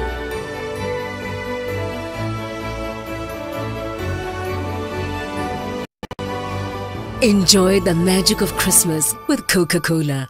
Yani aje, mino jonte fresh. Jumi transform ordinary za mtush.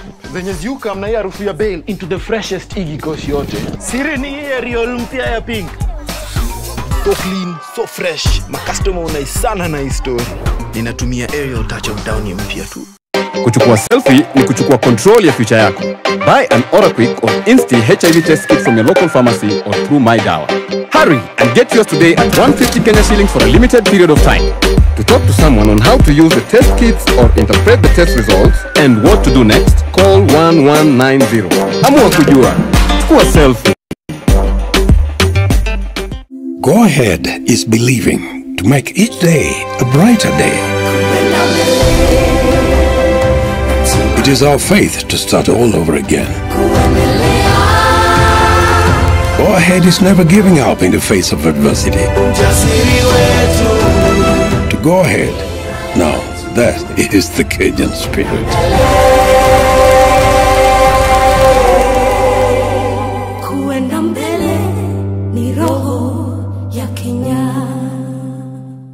I have good taste and only go for things that are real. Only Manji make the real digestive biscuits. Real crunchy, real tasty, and the real source of high fiber. Manji digestive biscuits, the real thing. Where is he with all the presents? We need to get going. It's the same every year. Always leaves it to the last minute. At last. But... Red Bull? And us? What about us? Yeah, what's gonna happen to us? Oh, you should be happy! From now on you can have Christmas off! Red Bull gives me wings!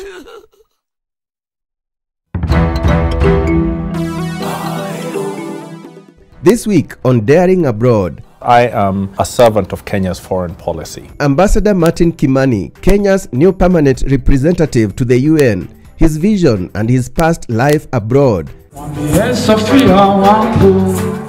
In Arusha, Australian chef cum musician George Stigwood's experience in 50 countries. On Kenya to the World, Kitengela Hot Glass. And on My Magical Kenya, Shaba is Hollywood of Africa. More thrills from northern Kenya. What comes to your mind when you think of the perfect home for your family? Is it the beauty, the comfort, the security, the convenience, or even the affordability? Victory Gardens offers exactly that and much more. Call us today on 0790 300 300.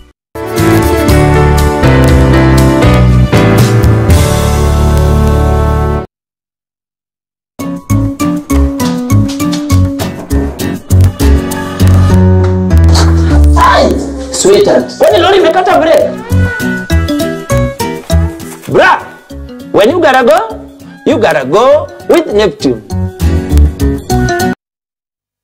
Welcome back. Mato, they heard you. You're so lucky you said that. Hey, ukaji sensa, tafadhali. But anyway, welcome back. You're watching TT. Just reading some of your comments coming in right now at the Trend Live on Twitter. Cindy, go first. What are people saying?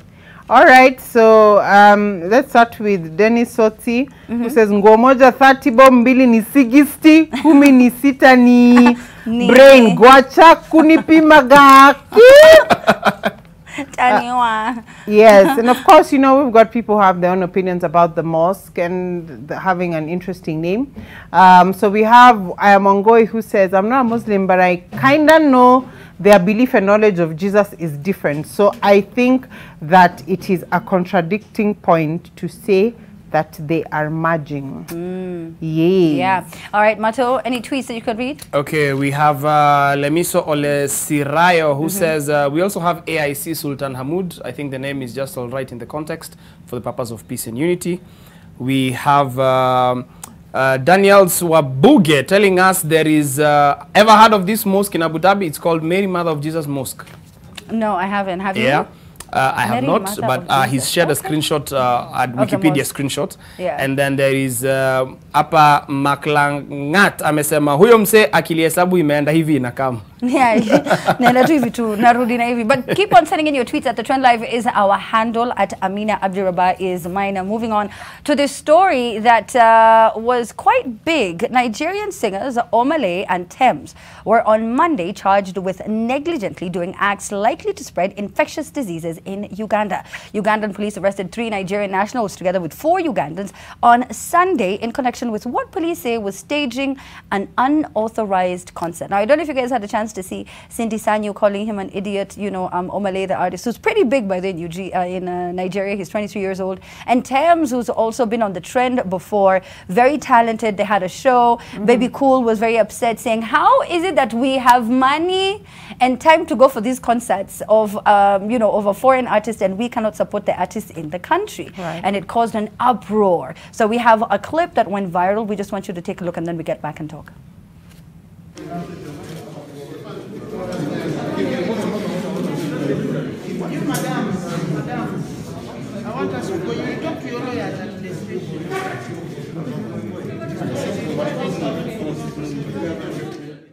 So can you imagine, so as the artists who are now jetting into the country, then they go straight, you know, to the courts, you're arrested, you're...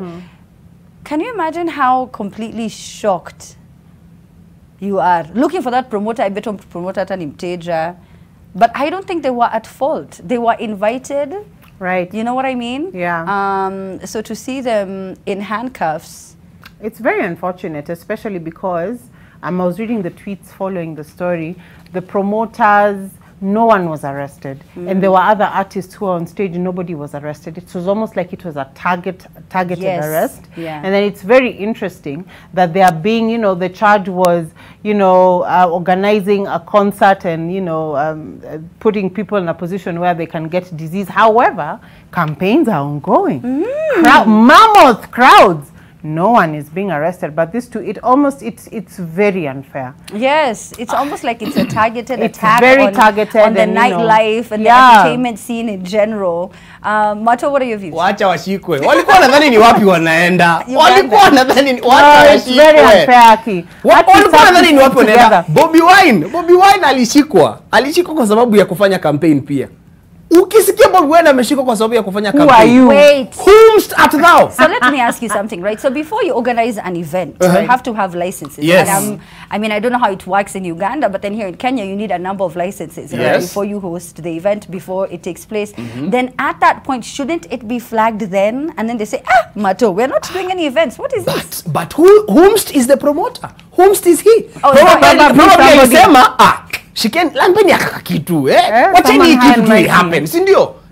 Si hizi vitu zina happen tu kila mahali. Kuleni yako, my brother, just take this 100,000 Ugandan shillings and we can do this thing. Hey, but they shouldn't play with Niger guys. Let me tell you, the Birish, the Voodoo, those guys can unleash on you. But then But again, even Ugandans are equally just as, you know. but Niger, Mami Water, the home of Mami Water, let them be. Those guys hijacked up. Do you remember back in the day, they hijacked a whole plane, Kenya Airways, for 1 week. Nothing, we did nothing. First of all, remember the time when someone stole an aircraft from the airport and I kept wondering. Yes! How I mean, do you these gain guys, access? you don't mess. Even in international relations, countries who are very quick to go into war and stage embargoes, they, when it comes to Nigeria, like, okay, these guys are a little radical. Just let them be. But una realize of later kuja kuwa na export kubwa sana ya mziki kutoka Nigeria to countries like Kenya or probably even Uganda. There has been. It Not as much. Not as much. There were times when it was Nigerians. Oh yeah, now it's been taken over by Bongo Flavor. You see, us, we don't like our own people. If we skip Nigeria now, we are now called. I disagree. I feel like whether people like it or not, Gengeton did, you know, play a huge part in a lot of stations playing Kenyan music. Yeah. Because people started demanding for that from the streets. So it was one of those things where we don't care what your policies are as a media house. This is the song we want. Na kama wanaongelelea Vela, tunataka kuwatch hiyo ngoma. So Nigeria alitaka tu kukula bwana. Akasema wacha niende angalau Uganda nijaribu kukula. Lakini hakutumia kongosete. Uko Bobby Wine alishikwa. Sembuse wewe. Let me tell you, you don't play in UG. That's a different playing field. It doesn't matter at all my rights are being violated. Who are you? Yeah. Who are you? Anyway, now listen, moving on. Tanzanian MP who struggled to take oath. Did you guys see the story? This was such a big story. In fact, this was due to public demand because guys asked, why are you not talking about the story? So here it is. He lost a ministerial job because he just couldn't get through, read, and take an oath. If you didn't see this viral video, well, here you are.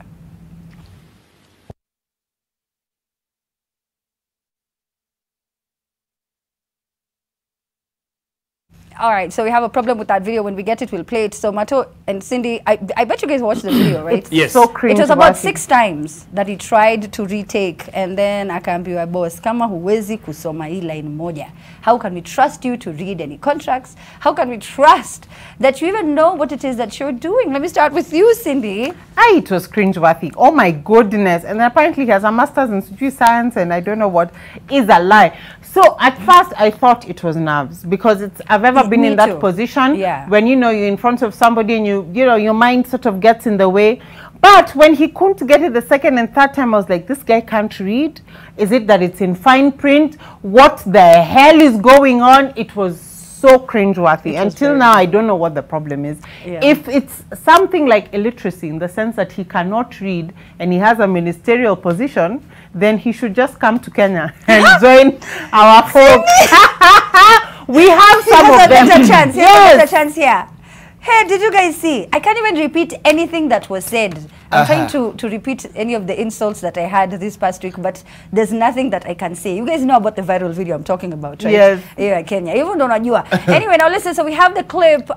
Take a look. We get back and we talk.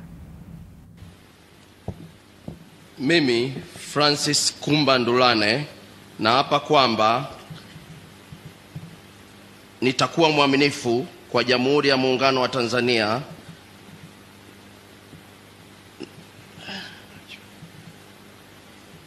Mimi Francis Kumba Ndulane naapa kwamba nitakuwa mwaminifu kwa Jamhuri ya Muungano wa Tanzania na kwamba Mimi Francis Kumba Ndulane naapa kwamba nitakuwa mwaminifu kwa Jamhuri ya Muungano wa Tanzania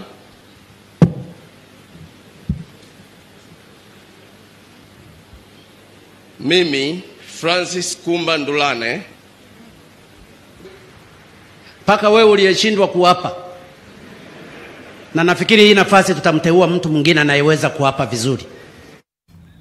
But he read the first bit so well. I know, but he didn't know that, which is very shocking. So I'm like, this guy honestly can't read. He's a whole fantasy. Now, how did he get to that point? I'm so sure he's read documents, surely, Cindy. I mean, he started off really well, very confident. Mimi. Mimi. You know, then so, kuna options. Okay.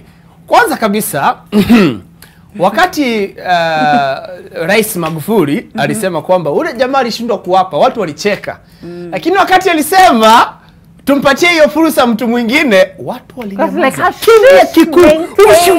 Watu walinyamaza kabisa. Like, by the way, msee ako serious. No msee ame lose job na hivyo ndivyo imeenda. Mimi kuna kitu tu nataka kusema. By the way, kuna kitu inaitwa dyslexia. Na dyslexia ni ukosefu wa uwezo wa kusoma, lakini haimaanishi una upungufu wa intelligence. Si ndio? Kwa sababu kuna wale watu kama bilionea Richard Branson pia ana hiyo condition, sijui kama niito ugonjwa ya dyslexia.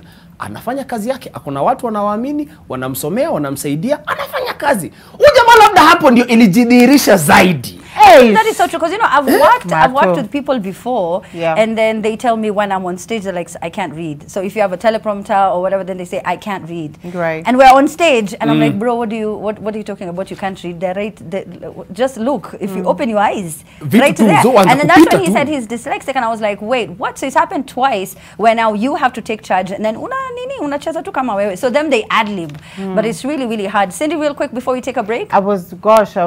You know, dyslexia, when you mix the words, you see them back to front, and it could be that case. And you know, but I'm thinking if you're dyslexic and you know you're going to do a swearing in, then maybe he should have prepared better. Maybe he should have crammed. I don't know. Lakini alifika hapo kikaumana. Sometimes you really get nervous and very anxious. Nerves are bad. Oh my God, Amina and Mato, we are all MCs. I'm sure at some point you guys have gotten to gotten on stage and frozen. For one reason, and it's got nothing to do with your inability or your talent. You just freeze and the words disappear. Why are you flabbergasted? No, nishaisema flabbergasted. Flabbergasted. Oh my God. The word just came out wrong. I once forgot a poem I wrote. I wrote it. A poem? I wrote the poem. It was when KRA was switching from blue to red. And then? I was emceeing with the late Janet Kanini. I forgot the poem. You should have just talked generally and just sounded deep, spaced them out. I was too young to know that I could get over it. You know, now I can get over it quickly, but by then I was 21. It's just you for a long time. Like, gosh, biting pillows. All right, so we have to take a short break. We'll get back. Send in your comments on Twitter at The Trend Live. Hashtag TT. We're going to be right back.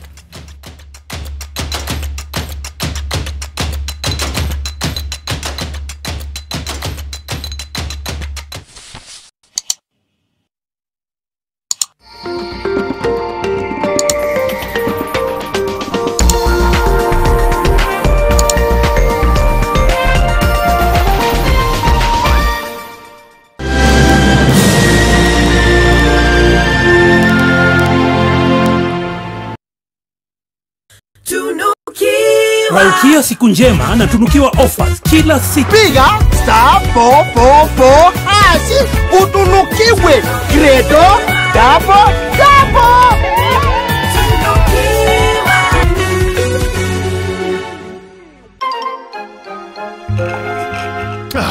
It's about time we got to work.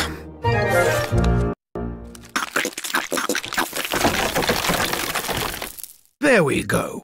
Red Bull gives you wings. Do more to protect yourself and family from viruses that remain on the clothes. Separate laundry that has been exposed and do not shake to minimize the possibility of dispersing the virus through the air. Soaking your laundry in water and hand washing powder does more to kill germs than just a normal wash. After washing, dry your clothes in direct sunlight. They say we do the expected. We say we're more than you expect. Sunlight, more than you expect. Maji mdosi wangu ametupa simu yangu ndani ya maji. Mdosi wako kwa sawa. Venye Nkirota ameniambia ajui na akimpigia simu ashiki. Hi, guy, what that?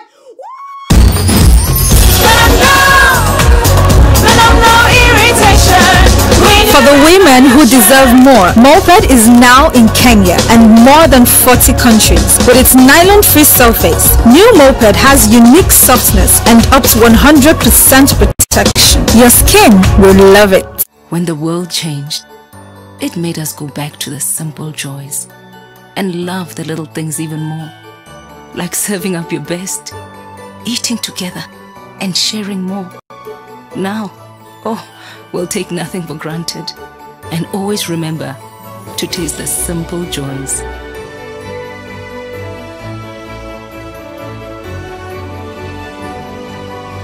Enjoy the magic of Christmas with Coca-Cola. Mzungu alikuja hapo kitambo akapata watu wanachimba gold. Is this a gold mine? Then Muluya akasikia akasema, hii ni kolomani. Fun and food got together beautifully at GMC Place. Enjoy our succulent meals in a serene setting with a varied choice of fun games for the little ones. Cup it up with a cuppa or a cocktail, all available to your taste. Make your reservation today on 0701 560 560.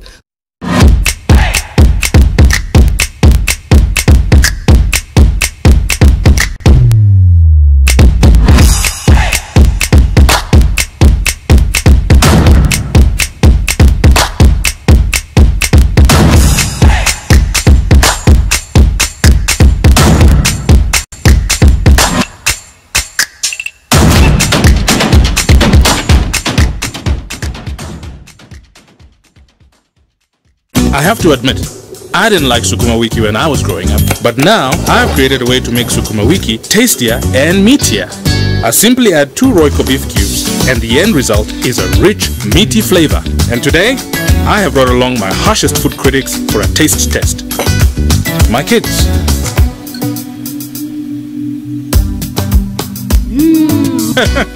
More, please! Royco beef cubes. Add 2 small cubes for a big, meaty taste. By the way, Carl, Mother will be visiting us this weekend. Believe me, I'm counting the minutes.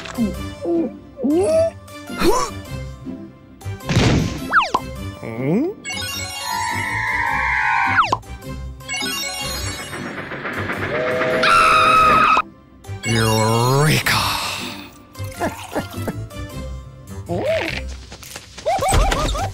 Red Bull gives you wings. Union Pay cards are widely accepted at POS and ATM nationwide. Union Pay cards can also be widely used for e-commerce payments. These and many more local and international merchants accept Union Pay. Hey Kenya, it's time to earn while you spend with your Union Pay card. Yes, you get 10% back on every purchase, rewarding you as you swipe. Union Pay, your way.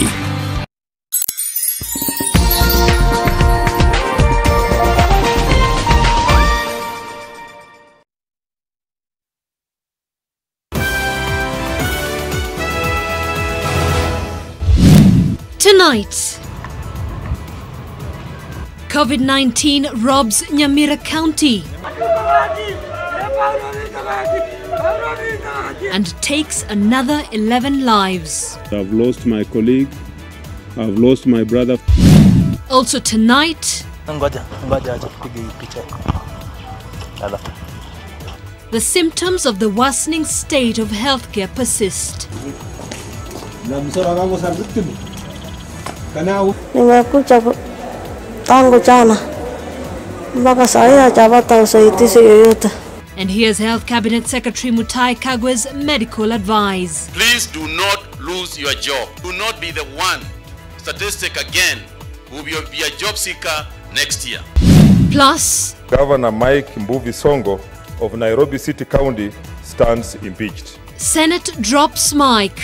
Yes, a representation from the Assembly, from the national government and from the county executive. But Nairobi County Speaker Benson Mutura will not be taking over just yet. Kulingana na function hii, iweze timika zaidi ya saa 8 na sekunde 1. Tunaomba msamaha. What next for the capital? And on Bullseye tonight, the battle of political strangers. Hata siwajui, hata majina yao siwajui. Sisi hatujui majina. Games of super confidence and excuses. Kwa hivyo ikiwa kama ODM unaweza kushindwa hapa, BBI itakuwa na shida. Tumewapa jibu lile Raila alikuwa anataka ya kwamba Boga ameanguka Msambweni, BBI finito. I did not talk about the BBI nationally. And the end of Mike Sonko's long journey to infamy.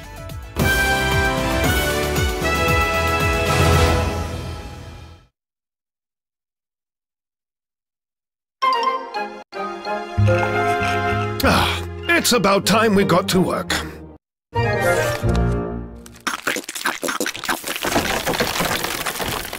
There we go. Red Bull gives you wings. Malkia siku njema na tunukiwa offers kila siku. Pata offers zote mahali pamoja. Ili uongeze zaidi, utume SMS zaidi na ubrowse zaidi. Wewe usijali. Tuma namba ya kila supplier kwa hiyo soko. Ndio vile nitaongea na kila mmoja wao.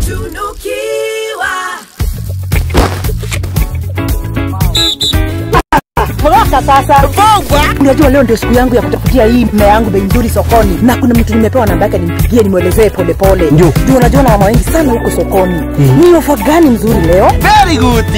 Piga *444# utunukiwe Credo double.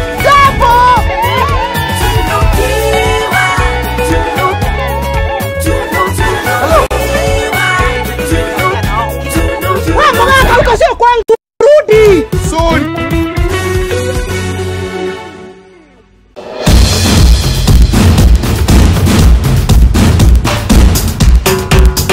We deserve more girls.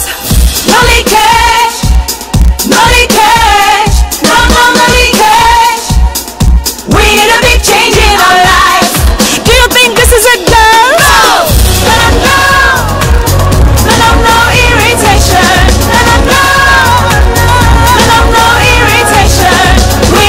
For the women who deserve more, Moped is now in Kenya and more than 40 countries. With its nylon-free surface, new Moped has unique softness and up to 100% protection. Your skin will love it. The aerial challenge is moving across Kenya, improving Kenyans' lives by saving them money, offering brilliant stain removal in one wash. Wino ni mojawapo wa madoa sugu ambayo hayatoki kwa nguo, sio? Let us see which detergent removes stubborn stains. Na tofauti kwa hizi vitambaa zangu mbili. Kitambaa gani imeokoa pesa kina mama? Napenda hilo kwa sababu mwosha wake ni mmoja tu. Hata ndio hii nimenunua mara yangu ya kwanza. Watch out for the aerial challenge coming to a town near you. Songa songa na Pampers Pants. Chakula ni tam tam, kila bite ni yum yum. Kula ni starehe na Pampers Pants. Songa na Pampers Pants. No leaks, you know, it's just the perfect fit. Mealtime is happy with Pampers Pants.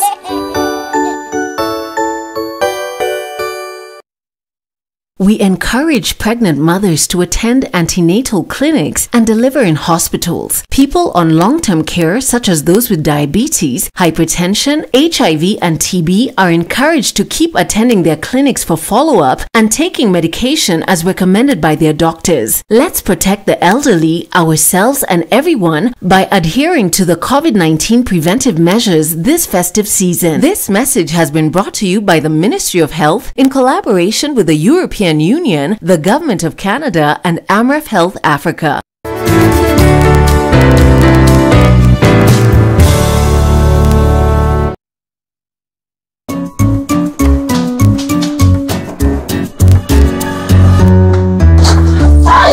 sweetheart. Kwani lori imekata break? Bra, when you gotta go with Neptune.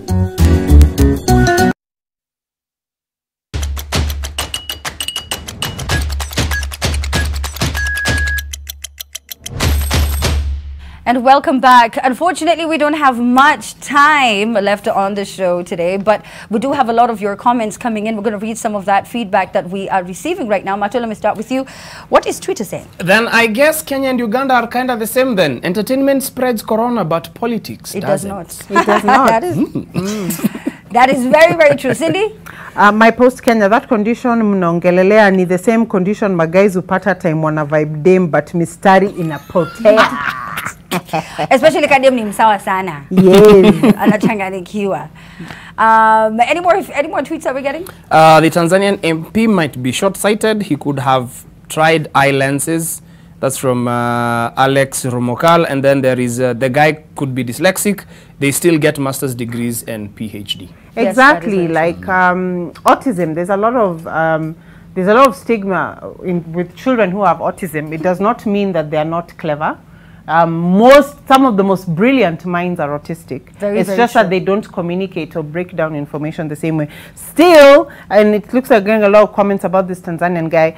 Pasomi says the Tanzanian gentleman could be dyslexic or someone unleashed that renowned Tanzanian witchcraft on him. Voodoo man. That is quite unfortunate. Can you imagine? And this is something that is being broadcasted nationally.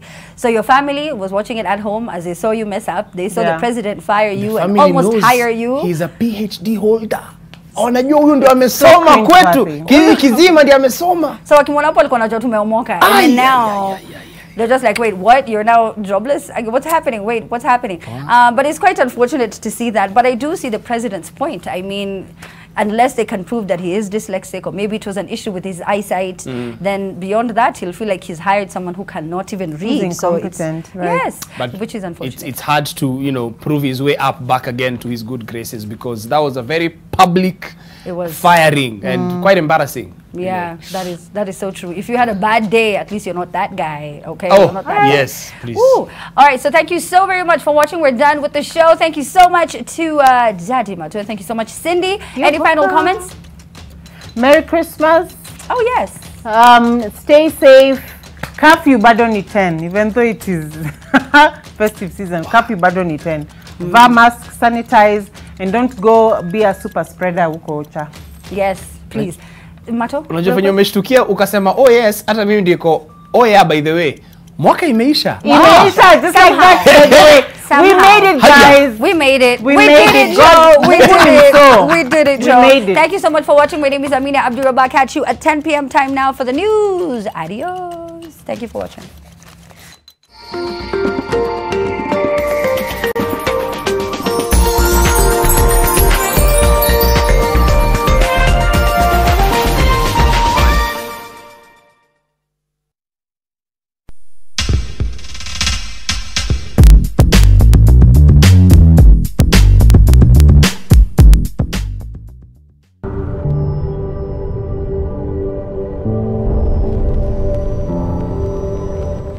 Sensitivity pain fast with Sensodyne Rapid Action for clinically proven relief in 60 seconds. Every day, you hear news reports about the violence that children face. We face sexual violence that tears our lives apart. We are beaten in our homes while we're supposed to be safe and even in school. We are insulted and berated. If you see me being sexually abused, stop it. If you see me being beaten, stop it. If you see me being hit, stop it. If you see me being bullied, stop it. The violence against us will not end until you stop it. And the stories will remain the same until you change them. Any form of violence against children is wrong. Report cases of abuse to a trusted adult, children's officers, the police, or call the child helpline 116. Spot it and stop it.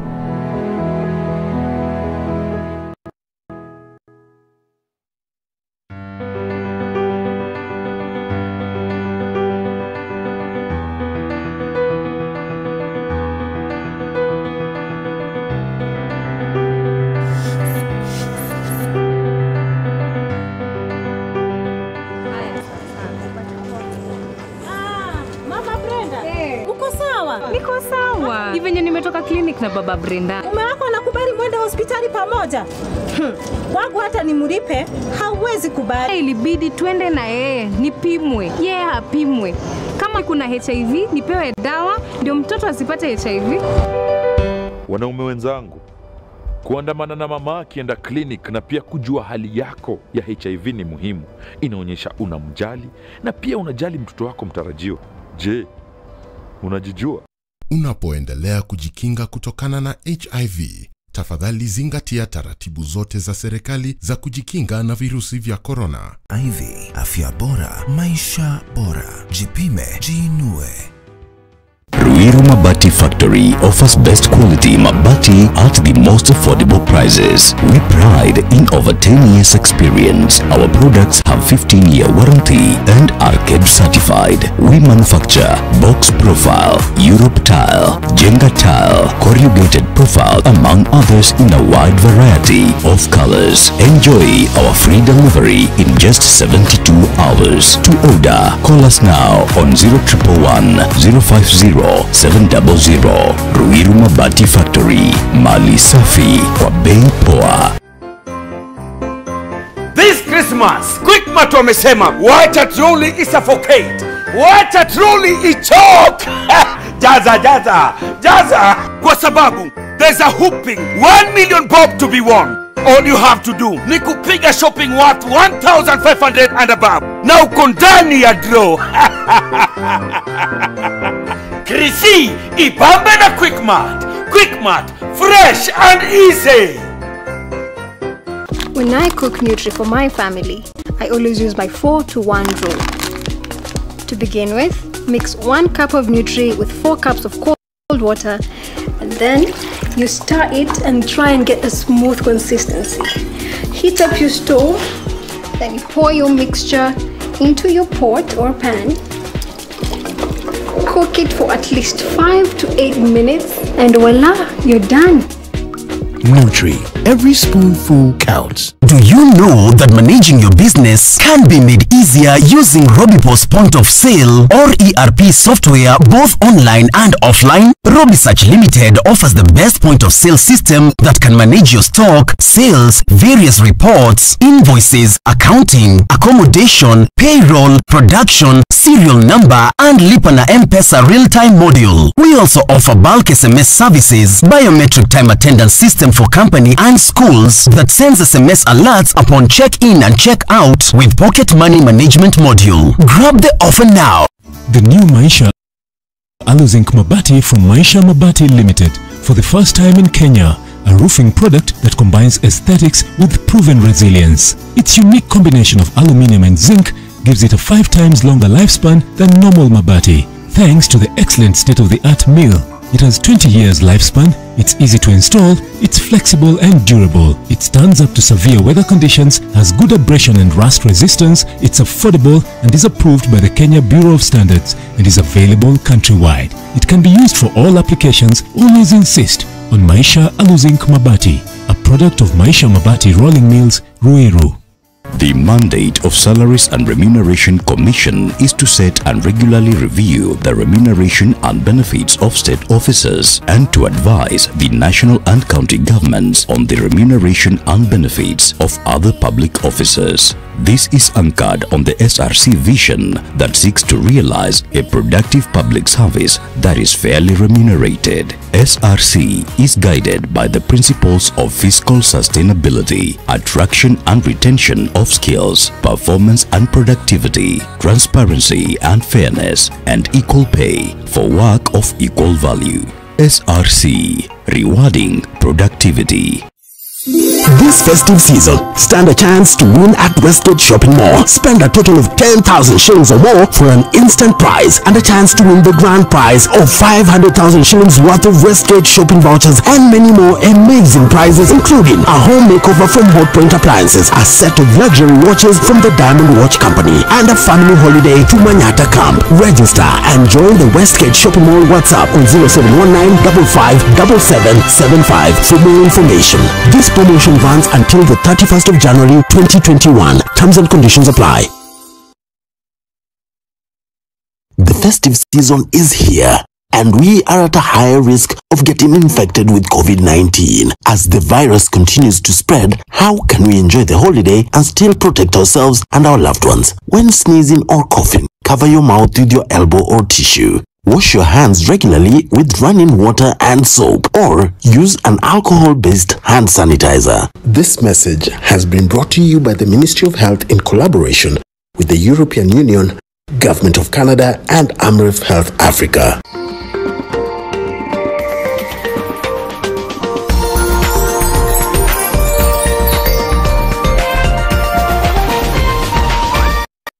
NTV, turning on your world.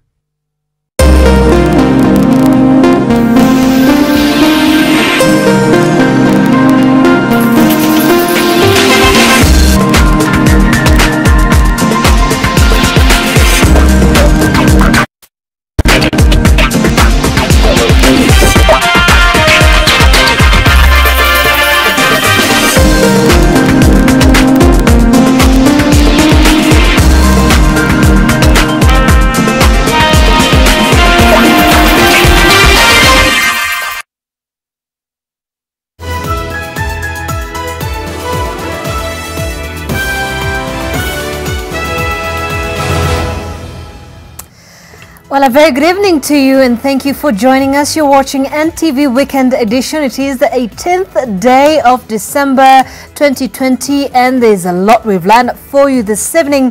But first, here are some of our top stories. Tonight, COVID-19 robs Nyamira County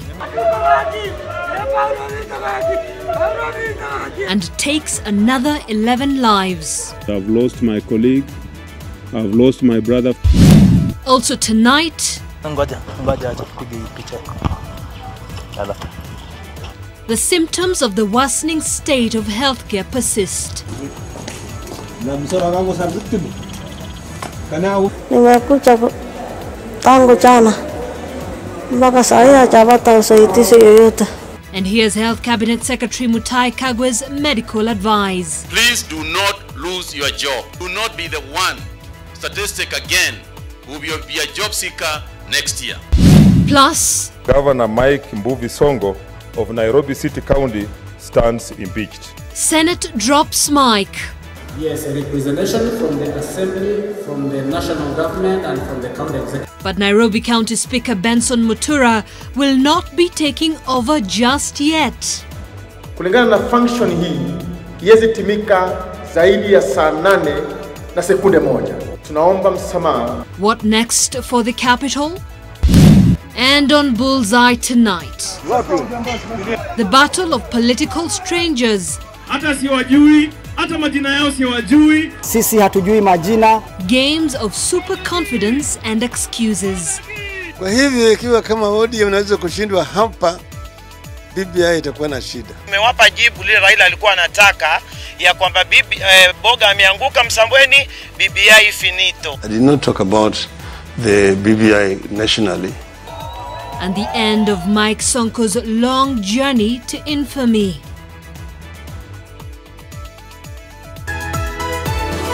This is Weekend Edition with Zainab Ismail.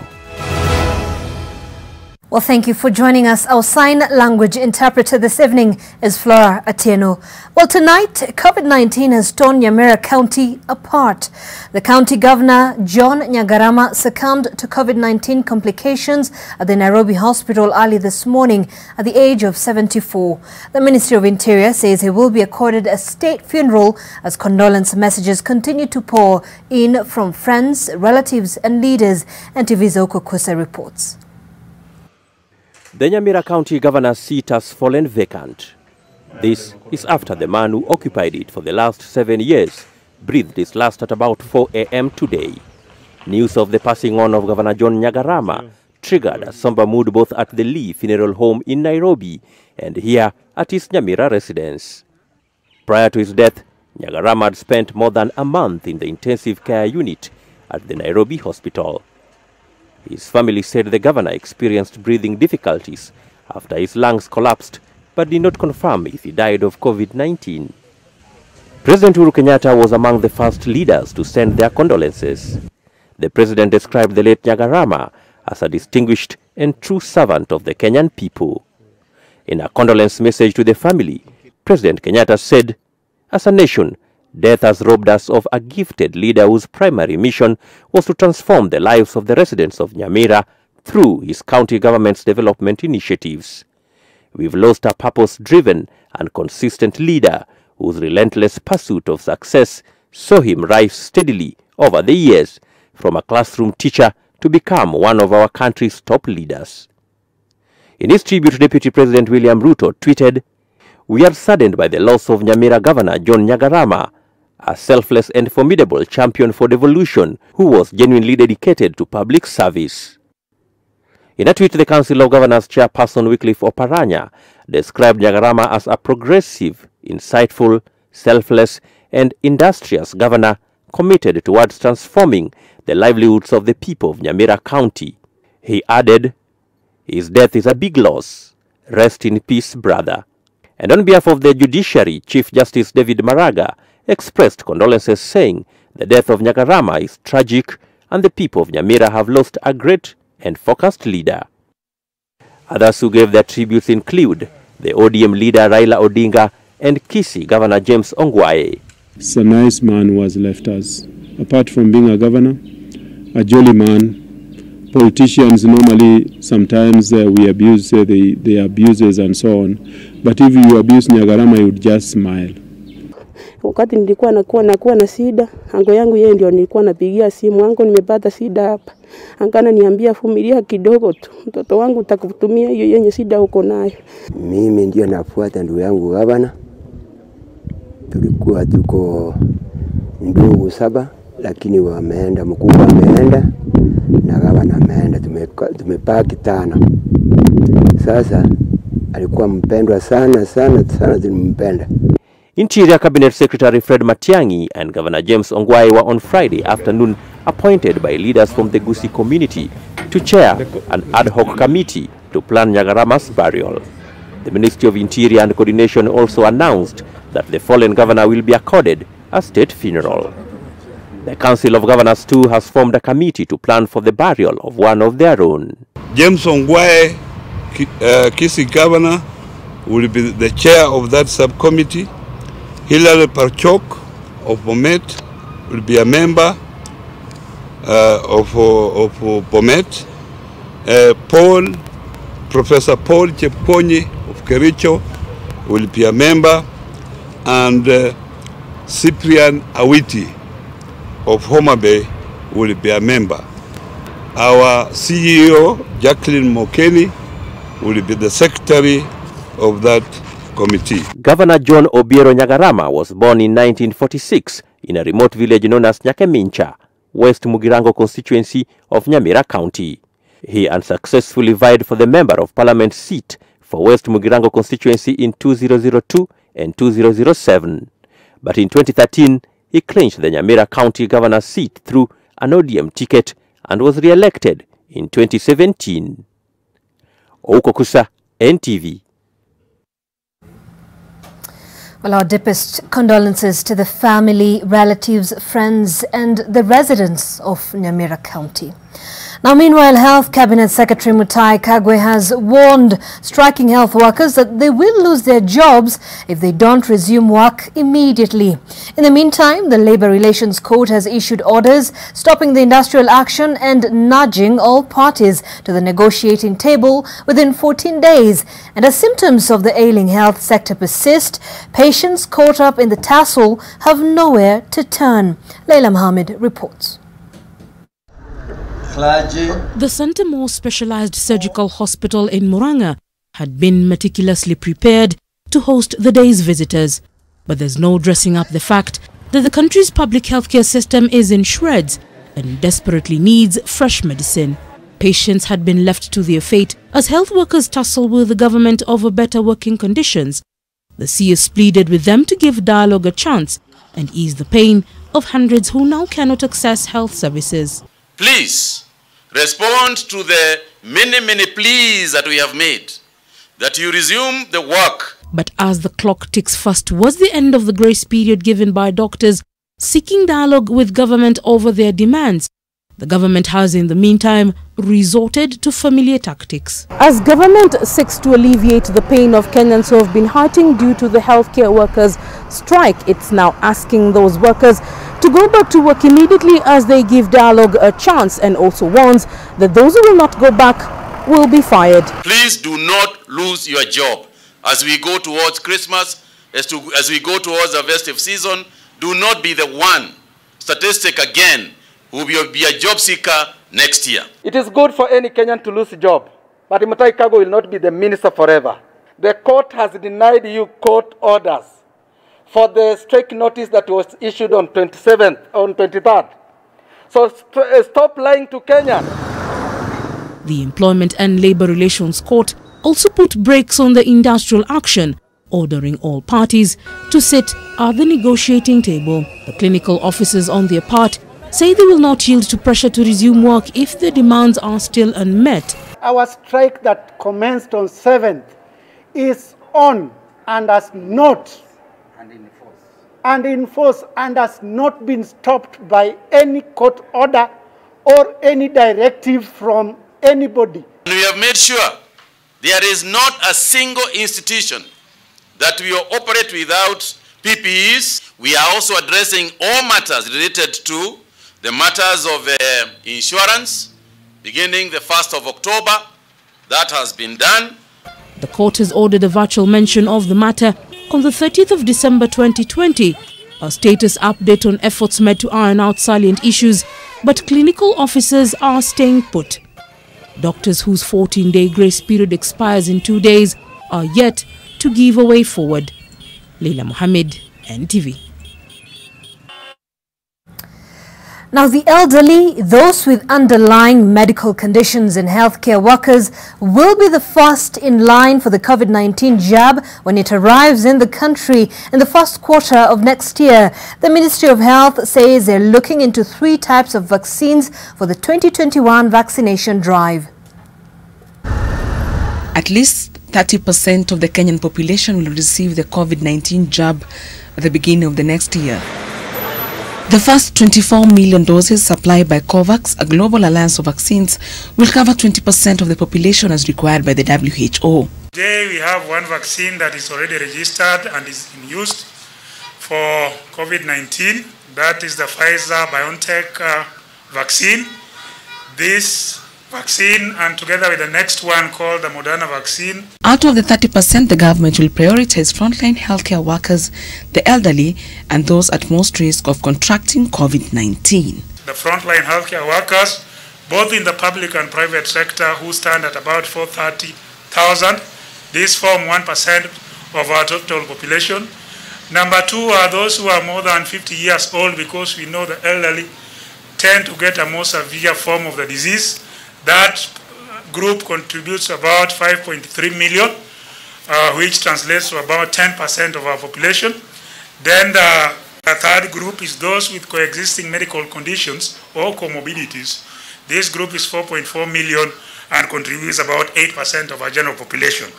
And finally, we have our teachers and the uniform security forces, who are about 830,000, contributing another 2%, making this figure to about 21% at the outset. The vaccines are expected in the country within the first quarter of the year 2021. Kenya had already taken part in trials for the Oxford vaccine through the Kenya Medical Research Institute, Well Trust. Eunice Omolo, NTV. Well, tonight we're also reporting on 356 new COVID-19 infections from a sample size of 5,768 tested in the last 24 hours. This now brings the total number of confirmed positive cases in the country to 93,761. 346 of them are Kenyans, while 10 are foreigners. Unfortunately, we have lost another 11 patients, raising the national death toll to 1,629.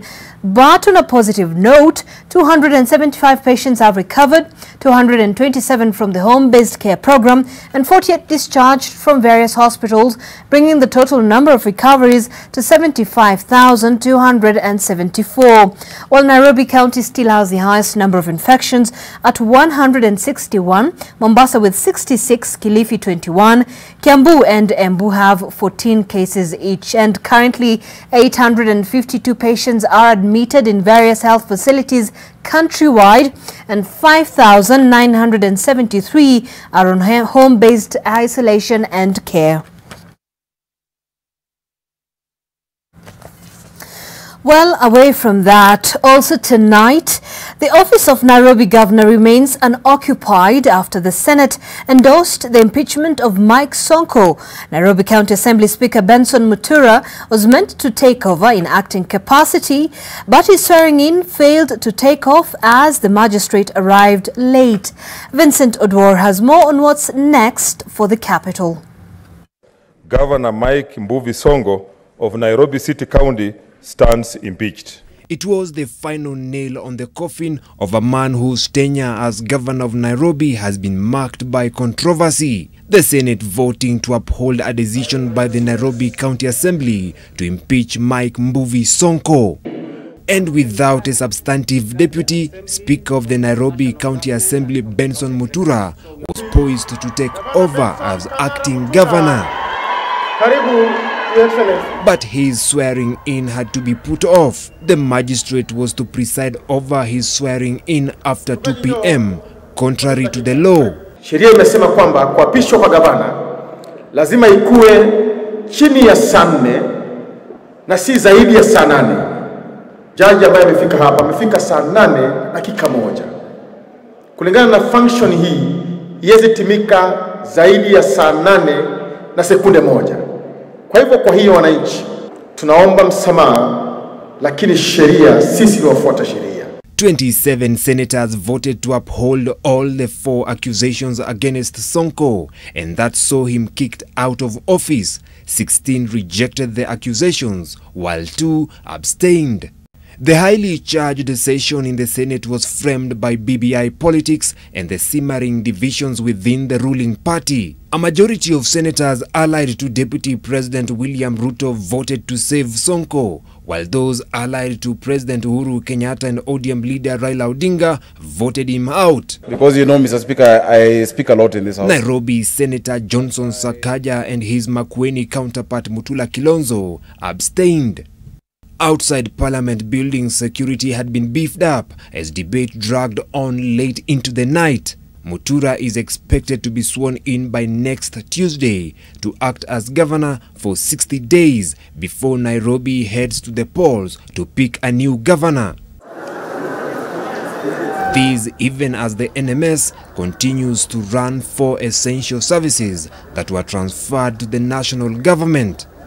Sonko becomes only the second governor to be removed from office by impeachment after Ferdinand Waitito of Kiambu. Vincent Odur, NTV.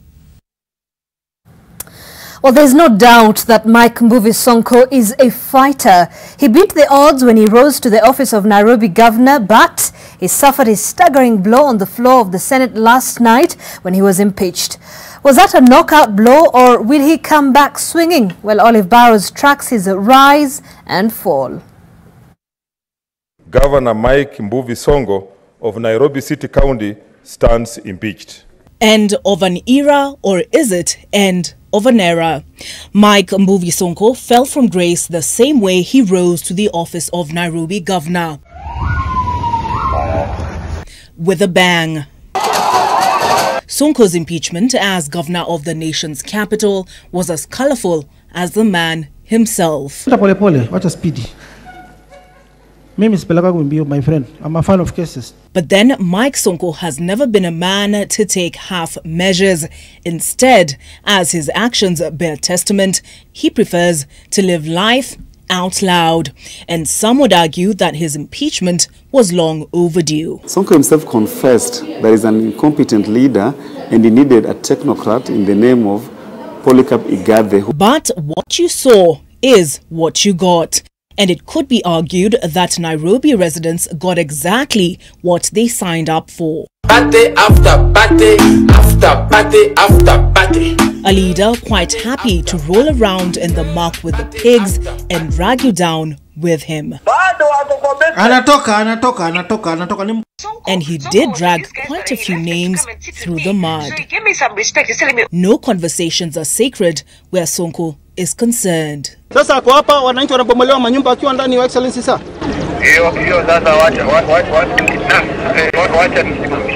Thank you sir. Governance and politics, there could be a very thin line, but that thin line is very significant. Sonko's indiscretions saw him part ways with his deputy in less than a year. His county executive committee members complained of being subjected to indignities at his hands.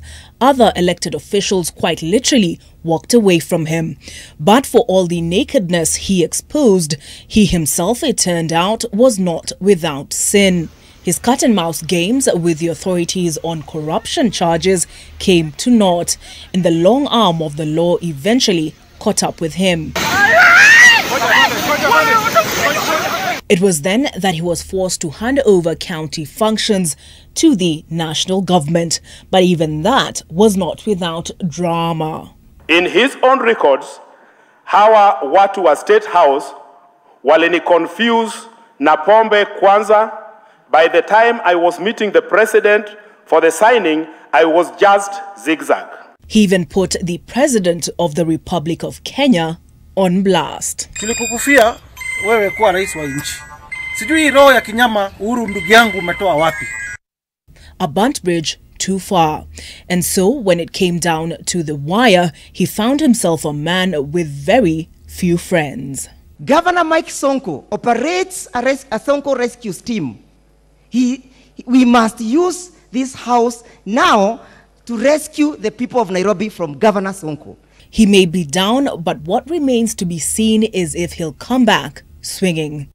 Olive Barrows, NTV.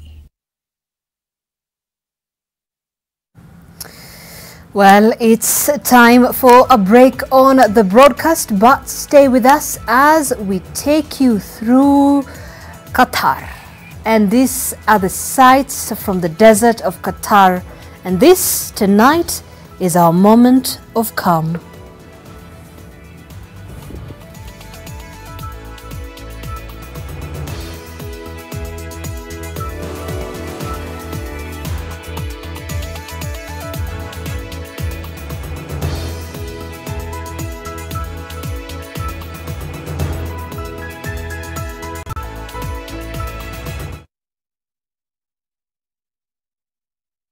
Get fresh, gotta get fresh. Down is a boom boom pow, down is boom boom pow. Smell fire na uchafuzi na zibi na improve down is. Protect nguo zangu na nukia niko safi. Lazima niwe fresh na down is boom boom pow. Boom boom pow, down is new boom boom pow. Smell zote na zi boom boom pow. Powerful freshness, down is boom boom pow. Nani 15 bob too? Experience the all-new PesaPop app from Family Bank. Enjoy a fresh new look with simplified navigation, access instant loans, save and earn interest, pay your bills, send and receive money locally and abroad, buy airtime and so much more. Download PesaPop app and make your banking convenient, easier and faster. PesaPop ni pesa bila stress. Family Bank, with you for life. Family Bank is regulated by the Central Bank of Kenya. Welcome to Street Schools in Thika Greens. We are CBC compliant. Admission is ongoing for playgroup, pre-primary 1 and 2, also grade 1 to 4 and class 5 to 7, all mixed. We also have a girls' boarding high school. The safety of your child is assured with spacious classrooms and dormitories. We have unmatched modern laboratories, gymnasium and a spacious playground. Secure your chance. Call us on 0794 896 995. West Street Schools. Aim high, we fly together. Kuchukua selfie ni kuchukua control ya future yako. Buy an Oraquick or Insti HIV test kit from your local pharmacy or through My Dawa. Hurry and get yours today at 150 Kenya shillings for a limited period of time. To talk to someone on how to use the test kits or interpret the test results and what to do next, call 1190. Amua kujua. Chukua selfie.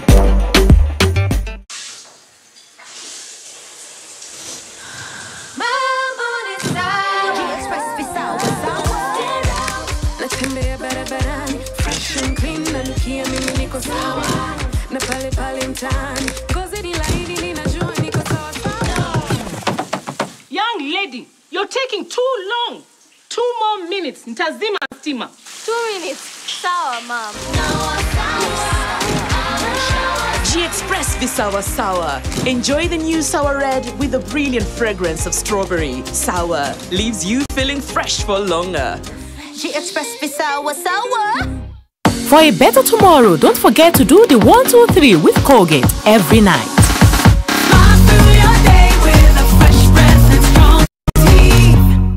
Kitisuru Amani Gardens apartments located near the International School of Kenya are almost complete. American kitchen with featured cabinets, solar panels, bedrooms with an ensuite master bathroom, swimming pool, gym, backup generator and borehole, among other features. Call us. Our Kenyan number is +254 733 926 935. In the USA, call +1 205 948 7797. Kitisuru Amani Gardens Apartments, where elegance and luxury meet.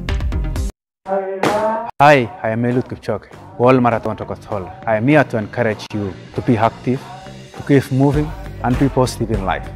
Remember to continue using your Hapsa debit or credit card when out shopping to win fantastic rewards. That's Africanacity. That's Hapsa.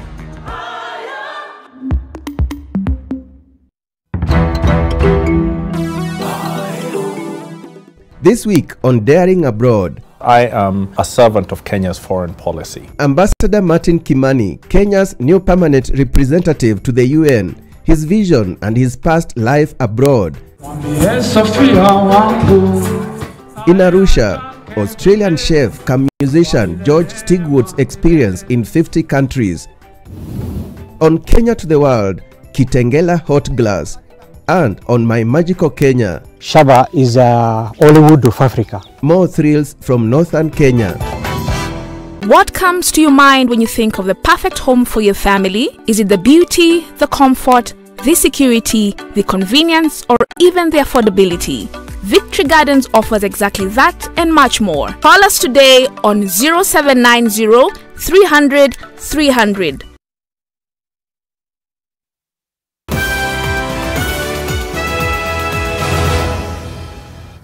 Well, thank you for staying with us. You're watching NTV Weekend Edition. Now, BBI Politics Now and ODM leader Raila Odinga has accused the IEBC of making unrealistic demands before verifying signatures endorsing a referendum. Odinga says the commission should pack up and leave if it fails to deliver on its mandate. Meanwhile, Deputy President William Ruto has called on the BBI Secretariat to avail copies of the referendum bill to Kenyans so that they can make informed choices. NTV's Melita Oletenges has more. The road to a referendum appears paved after Treasury approved the release of 93 million shillings to the IEBC to facilitate the verification of signatures endorsing constitutional changes. But relations between ODM leader and the Electoral Commission are only souring. Odinga hit out at the IEBC, accusing them of making unrealistic demands.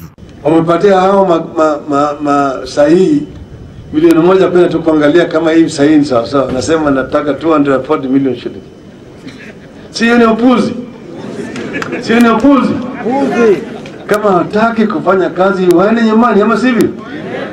Waende usiende? Waende. Raila, who was in Kisii for a burial ceremony, says the commission verified the Punguza Mizigo initiative signatures without complaining. Mwaka jana huyu anaitwa Akuru Court alipeleka masahihi huko milioni 1,500 na akachukua sijui mwezi mmoja peke yake akasema ni sawa.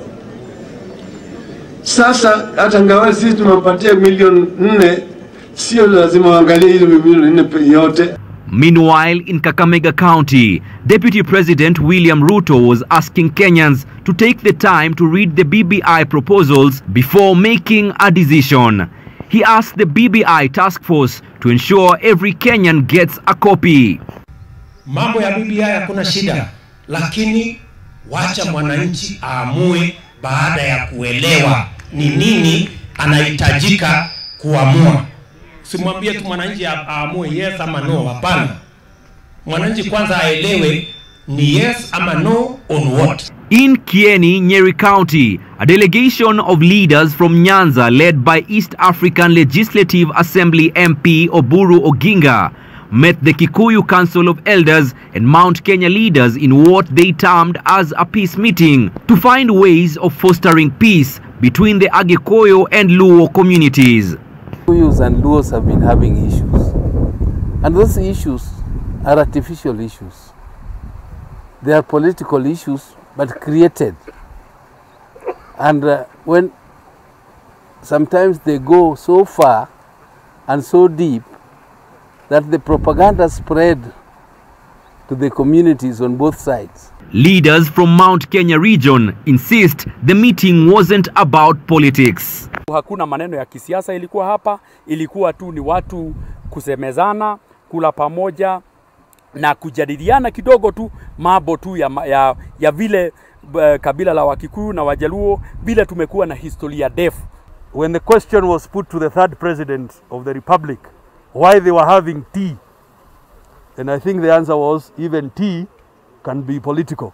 Although ODM party leader Raila Odinga has not publicly declared his intentions to run for presidency come 2022, this meeting could easily be interpreted as a way of paving way for him in case he decides to go for the top seat. Melita Oletenges, NTV, Lusoi, Nyeri County. All right, now, James Mukwe, the late Member of Parliament for Kabushai, has been laid to rest after he passed on the 4th of December this month. The late Mukwe passed on after battling COVID-19. He had, however, been suffering from gout and arthritis for several years. He was eulogized by several leaders, including Ford Kenya Party leader Moses Wetangula, as loyal and dedicated. Wetangula urged the government to honor the demands of medics on the front line to boost the fight against the virus. The late Mukwe passed away at the age of 59. It also tells us that coronavirus is real. It is hitting the low, is hitting the mighty. We want to urge the government that in dealing with this corona pandemic, set aside more money, pay our medics. Now, the ongoing wrangles that have rocked the Kenya Methodist Church have now taken a different turn. The Nairobi Synod has now disassociated itself with the Nairobi Region Conference, a breakaway faction that recently cut ties with the church's headquarters and declared independence. Conference is illegal. The Nairobi Synod says the breakaway group, only the third region to declare autonomy from the church, was illegal. The Coast and Mount Kenya regions earlier cut ties with the headquarters. The Nairobi Synod has rubbished claims of divisions within the church, insisting they are still under the umbrella body of the Methodist Church in Kenya. But they too denounced the leadership of presiding Bishop Ntombura, accusing him of poor governance, abuse of office and misappropriation of church funds. Leaders are behind me to the leaders and members of the church in Nairobi Synod are aligned behind the leadership of the Synod Bishop and the presiding Bishop of the Methodist Church in Kenya. No single, and I reiterate here again, no single congregation has identified itself with any splinter group as alleged.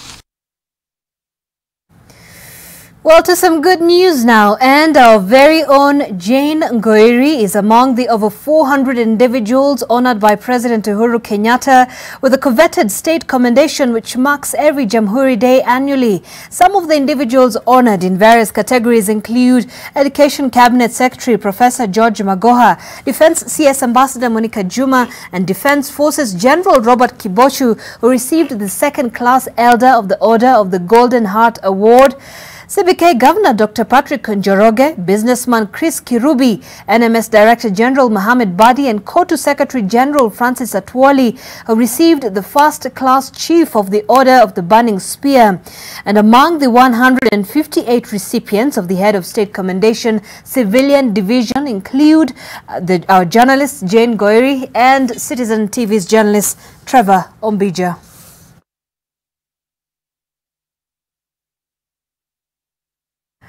Well, a very, very hearty congratulations to our very own Jane Ngoiri. Indeed, it is quite an honor. Now, the youth have been encouraged to try their hand in entrepreneurship after graduating as a way of creating employment in a competitive job market. Well, today over 20,000 youths graduated from various universities in the country. Unemployment has been on the rise in the country. Due to the COVID-19 pandemic, most universities held the graduation ceremonies virtually. Kenyatta University, Jomo Kenyatta, Chuka, Masinde Muliro and Chuka universities are among the universities that conferred certificates for post and undergraduate degrees and diplomas. Who have Senate, staff and the challenge posed by sustain academic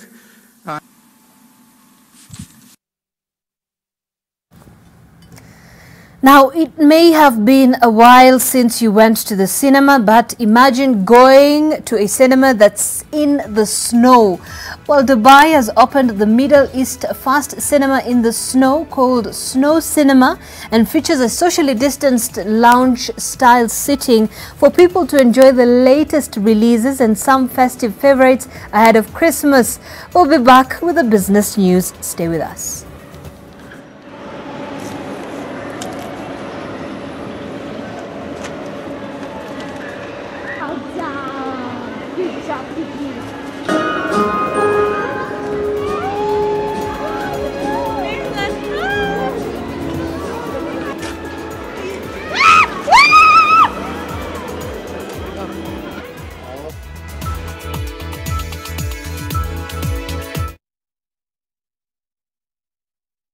Are you thinking of bringing light into your house? Think of Sumo Candle. Why Sumo Candle? It is non-drip, doesn't smell and has no smoke. It's giving you money value by burning for a long time, and it is also brighter. Any day, anytime, Sumo Candle is the best for you. Purchase Sumo Candle from the nearest shop at a pocket-friendly price. Always smile and walk with Sumo Candle from Rock Industries Limited. For inquiries, visit our offices at Ndume Road off Lungalunga Road behind Carton Manufacturers near Sinai Stage. You can also talk to us through 0722 575 619 or 0736 028 181.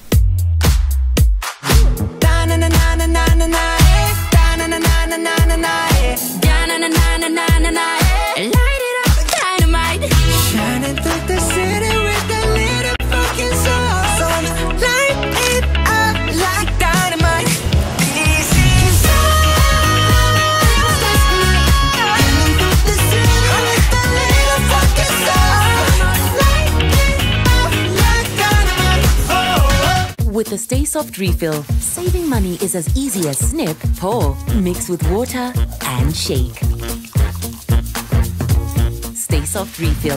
It's 2 liters of Stay Soft for up to 30% less. It's always a full house this season when the family comes together. To reconnect. One thing we do, we watch GoTV. We love it. Is everyone's favorite place this festive season. Usimiss out. Get GoTV decoder kwa shilingi 1999. GoTV. Love it. Kila siku unapokaza mshipi, unapozidi bidii, unapoongeza maarifa ya kuimarisha maisha, unapoongeza nguvu ya kukusongeza mbele, unaposherehekea na kuwakaribisha wengine kufurahia nawe, unapojijenga kibiashara, na kuonyesha penzi lako. Unga unaozaidisha uko papo hapo, kuzaidisha utamu wa maisha kwa kila namna, kila mara. Familia ya Ajab imeongezeka ili uzidishe mapishi. Mambo ni Ajab.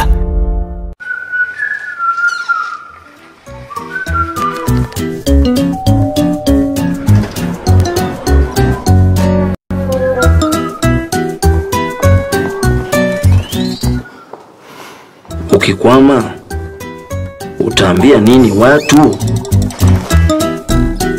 Waambie bra, when I gotta go, I gotta go.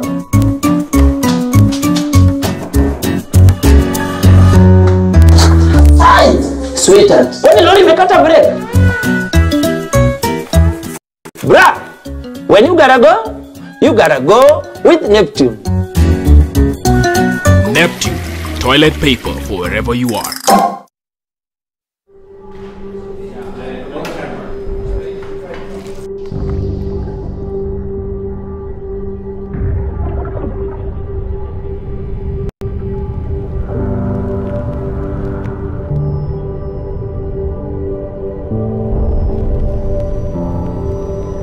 Beat sensitivity pain fast with Sensodyne Rapid Action for clinically proven relief in 60 seconds.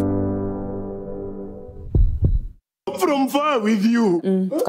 I even gifted you a magnificent house. Rosa, it's the thought that counts.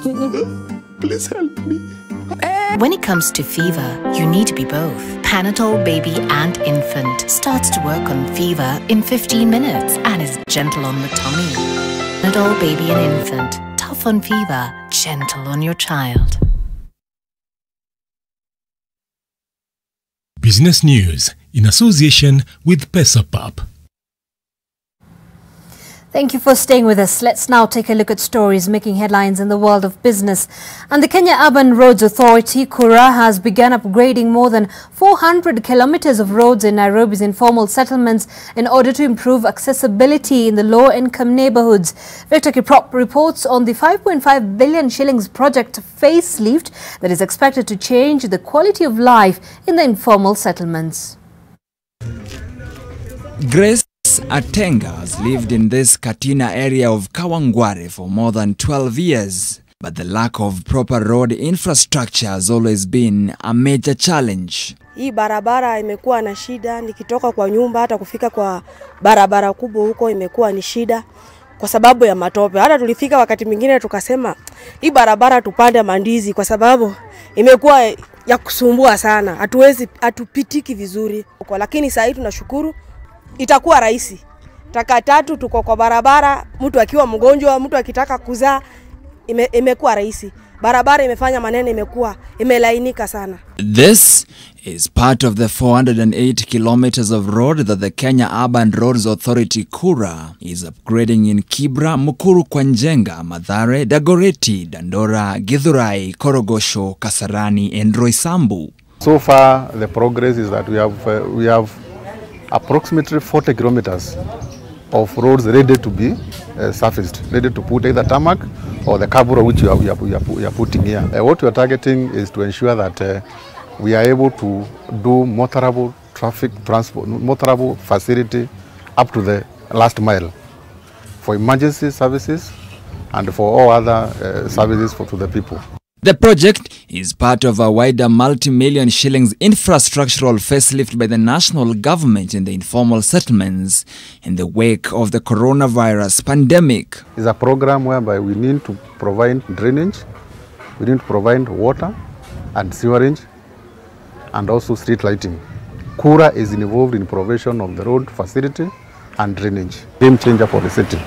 We are looking at making Nairobi city as an economic hub, and you cannot do that if the infrastructure is not upgraded up to the right.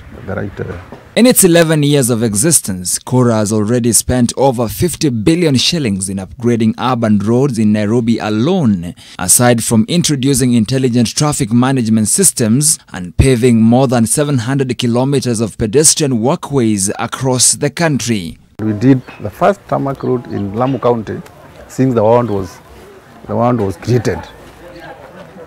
and it became actually a tourist attraction. People used to come and even, touch the tarmac and feel.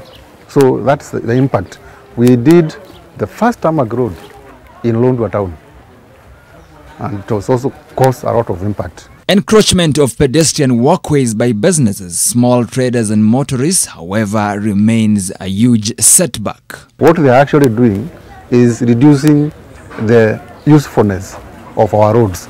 The government invests a lot of money in upgrading these roads. The moment you put a kiosk on a walkway or you do other activities on the walkway, you are actually reducing the effectiveness of that facility. The slum upgrade project is expected to be concluded by December next year. Victor Kiprop, NTV Business. Now, Centum Real Estate has raised 3 billion shillings in the corporate bond market, realizing 75% of the targeted amount, with subscription largely attributed to institutional investors. The bond, which closed on Wednesday this week, will pay investors a return of 12.5% per annum for the plain vanilla bond and 12% to 14% for the equity-linked note. Proceeds from the bond are earmarked for financing the company's ongoing housing projects, coming at a time when the real estate market has been hit by a dry-up of liquidity due to an adverse economic environment. The 3-year paper matures on December the 16th, 2023. So what Centum Real Estate has opted to do is to raise a bond, to your question of security, secured against the collection. So instead of that money going to pay the contractor, as it is now, it goes into a sinking fund. And that sinking fund will now be what will be used to repay the lenders.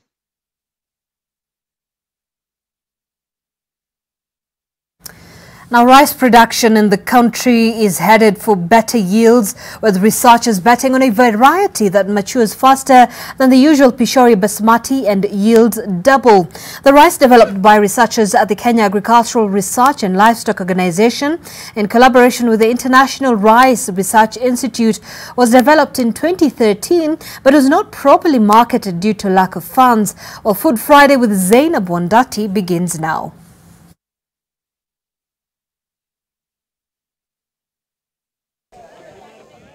Every year, Kenya spends about 23 billion shillings importing rice because local production falls far below consumption. But scientists believe this money can be saved simply by boosting production. But despite new varieties hitting the market, the increase in production is not significant. Researchers from the Kenya Agricultural and Livestock Research Organization, along with the International Rice Research Institute, believe that the answer lies in a somewhat new variety called Kumboka. This variety matures almost 2 weeks before the other varieties that the farmers are growing, which means in cases where there is no water or in case of drought, this variety will still do well for the farmers. This Kumboka rice variety is designed to have attributes similar to those of the basmati rice, which means it is semi-aromatic and the grains are long and slender, just the way Kenyans like it. The only difference is that Kumboka yields at least double what the basmati rice yields. 40 bags, the farmers count in bags, 40 bags of 100 kilos per acre. When you compare with basmati, where farmers get 20 to 25 bags. And it matures in between 3.5 to 4 months. And because of its little water usage quality, it can be grown anywhere in the country, even non-traditional rice growing areas. The challenge of the non-traditional rice growing areas will be if a farmer starts to grow, they might grow, but they might not be having mills to be able to mill the rice before they can be sold. Because it is not a product you can grow and harvest it and use it. It has to be milled. This variety was, however, launched in 2013 but is yet to be picked up by farmers due to poor marketing. Most of the research that we are doing are funded by donors. They mainly fund the breeding, but they don't fund the promotion. So the farmers will not know what has been developed. Over the last few years, rice farmers have suffered losses due to bird invasions, specifically the quelea birds. The losses are estimated at between 20 and 40% of expected harvest. Calro says the Kumboka rice has been designed to deter bird attacks because, unlike ordinary rice varieties whose leaves fall, exposing the grain, Kumboka's leaves remain upright, making it hard for birds to access the grain. We are starting with this with 24 acres. You've been told we have 24 acres of seed. We expect that to increase tenfold next year. And hopefully if the farmers pick and the demand for the seed, because it's a question of also of supply and demand. If the seed demand is higher, I'm very sure that the cooperative is going to invest more and produce more, because ours is to supply the basic seed. Currently, the demand for rice per individual per year is estimated at 20.6 kilograms, and that is expected to grow as feeding habits change. Zainab Wandati, NTV, for Food Friday. Business news in association with PesaPap. Access instant loans, save and earn interest, pay your bills, send and receive money locally and abroad, buy airtime and so much more. Download PesaPap app and make your banking convenient, easier and faster. PesaPap ni pesa bila stress. Family Bank, with you for life.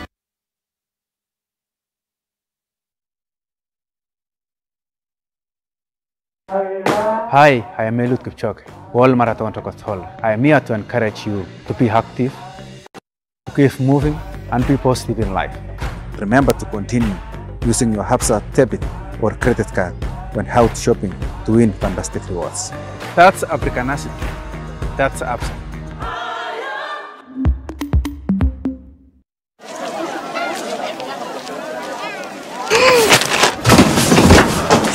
Do your gums hurt? Yeah. Does your toothpaste contain sage, eucalyptus, myrrh, chamomile? All that in one toothpaste? Yes, try Colgate Herbal. Colgate Herbal contains nature's best herbs and Colgate's fluoride technology to give you strong teeth and healthy gums. Ah, Colgate Herbal. Let's go. Colgate Herbal for strong teeth and healthy gums naturally. LabFund is engaged in doing urban renewal in Makasembo Estate in Kisumu County by putting up high-rises that can accommodate more people with better facilities. When that project is over, it may settle about 5,000 people or so in a space where we only have about 2,000 at the moment. I know that from experience, from life experience, the small and medium enterprises have very good skills of saving. What is important is to grow on that, to open them up to wider capital. My final word for LabFund is try and get more and more people to put money into LabFund. LabFund, celebrating 60 years of service. Maji mdosi wangu ametupa simu yangu ndani ya maji. Mdosi wako kwa sawa. Venye Nkirota ameniambia ajui na akimpigia simu ashiki. Hi, guy, what the?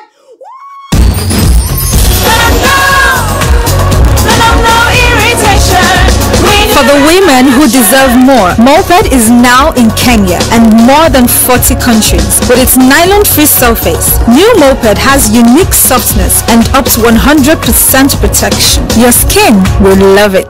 Enjoy Christmas fantastic offers with Hisense. From smart Android TVs with Bluetooth and a warranty of 2 years to fridges and newly introduced chest freezers with a 5-year compressor warranty. Offers are running in leading supermarkets and electronic stores countrywide until 10th January 2021. Hurry to get one today till stocks last. Terms and conditions apply.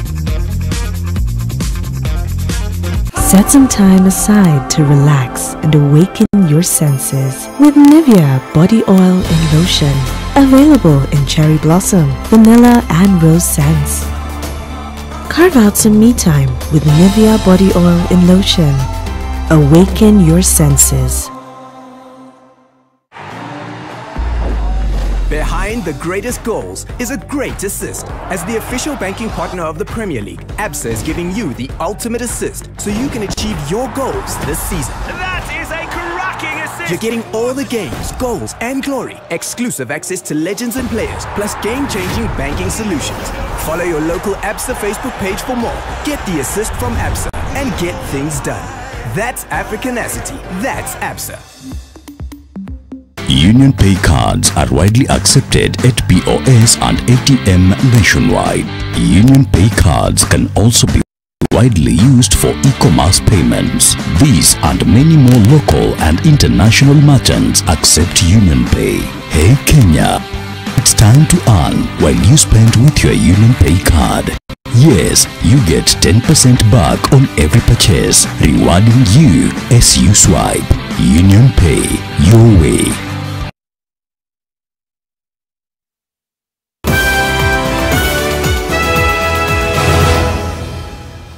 We're glad you could stay with us. Time for Bullseye now. And it was a week when some lost, others won, with new styles of self-consolation emerging. The end seemed to justify the means amid frenzied attempts to win hearts and minds. And as Emmanuel Juma now reports on Bullseye, overconfidence, some say, could be a sign of insecurity, but still very necessary in a political battlefield.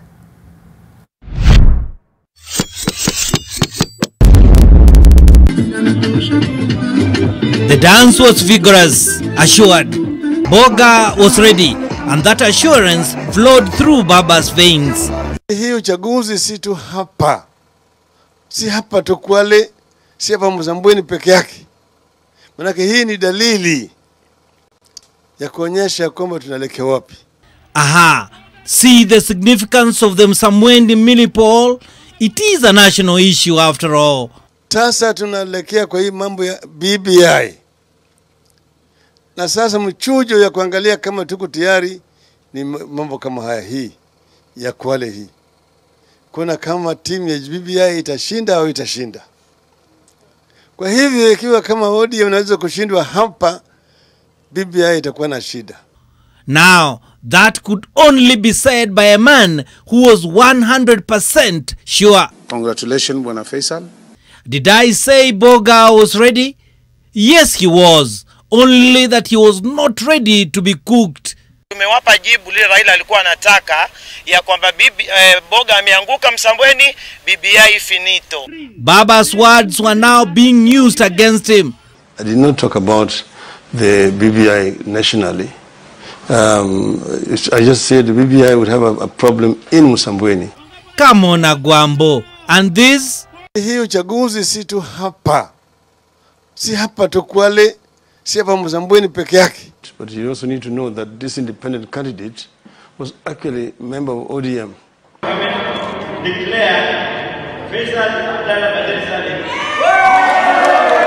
Okay. Anyway, they say a bad excuse is better than none. I'm not really trying to have excuses.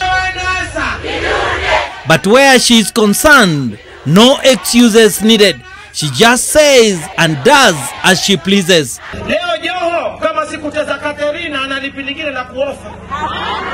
Mimi siwezi jibizana na hawa hapana level yangu, hata siwajui, hata majina yao siwajui. Sisi hatujui majina, anataka Ruto.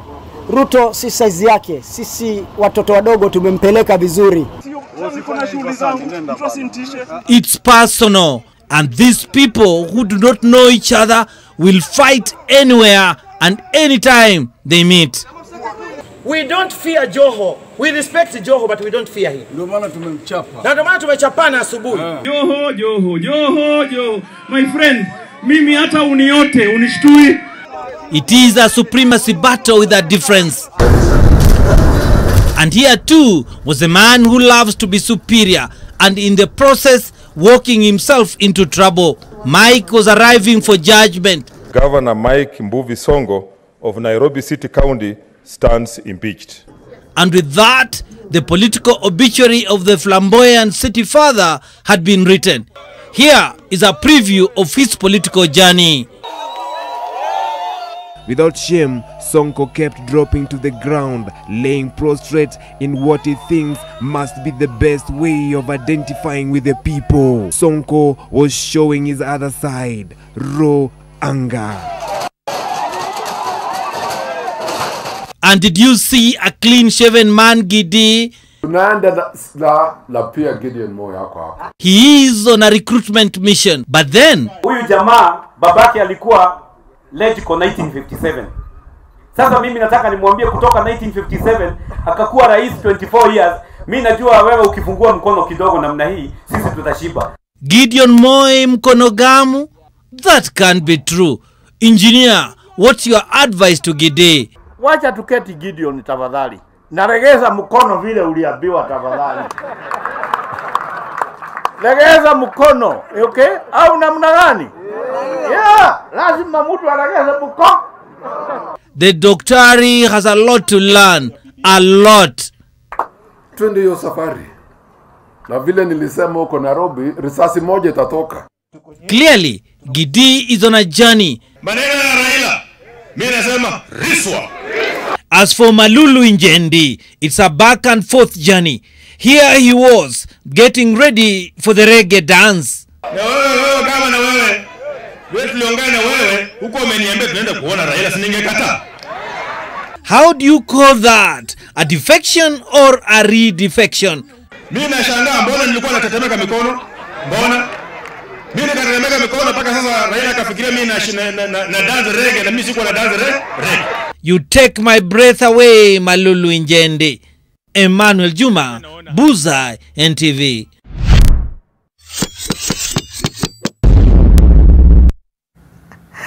Always looking forward to Bullseye. Thank you, Emmanuel Juma, for that. Time for a break, but when we come back, I'll be telling you what's been happening in the world of sports. Stay with us.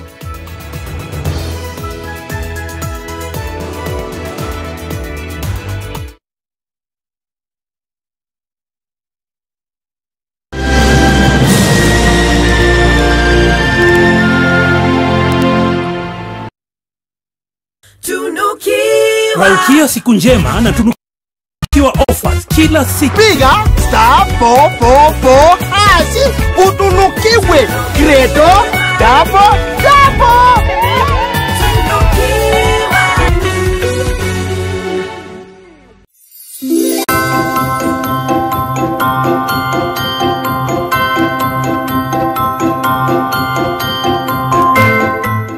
This festive season, stand a chance to win at Westgate Shopping Mall. Spend a total of 10,000 shillings or more for an instant prize and a chance to win the grand prize of 5,000 shillings worth of Westgate shopping vouchers and many more amazing prizes, including a home makeover from Hotpoint Appliances, a set of luxury watches from the Diamond Watch Cry.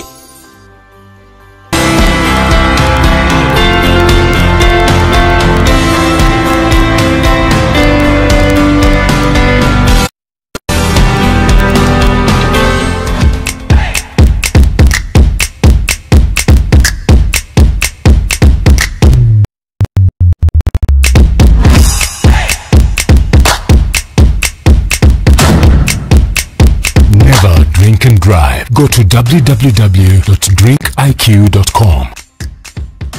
Did you know at Ruiru Mabati Factory you can open an account and lipa pole pole at your convenience? Did you know at Ruiru Mabati Factory you can get customized sizes according to your roof plan to avoid wastage? Did you know Ruiru Mabati Factory offers free delivery countrywide within 72 hours? To order, call us now on 0111 050 700. Ruiru Mabati Factory. Mali safi kwa bei poa.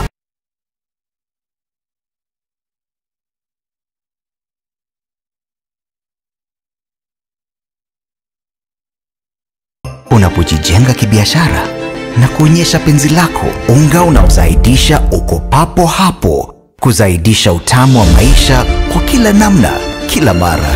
Familia ya Ajab imeongezeka ili uzidishe mapishi. Mambo ni Ajab.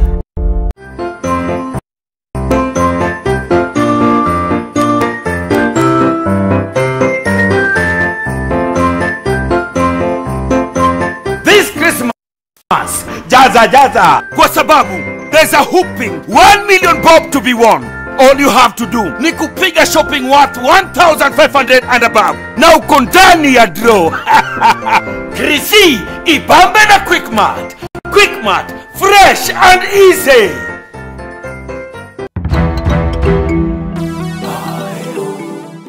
This week on Daring Abroad, I am a servant of Kenya's foreign policy. Ambassador Martin Kimani, Kenya's new permanent representative to the UN, his vision and his past life abroad.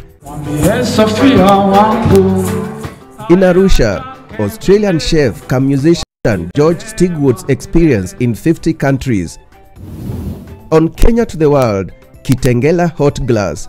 And on My Magical Kenya, Shaba is Hollywood of Africa. More thrills from northern Kenya. What comes to your mind when you think of the perfect home for your family? Is it the beauty, the comfort, the security, the convenience, or even the affordability? Victory Gardens offers exactly that and much more. Call us today on 0790 300 300.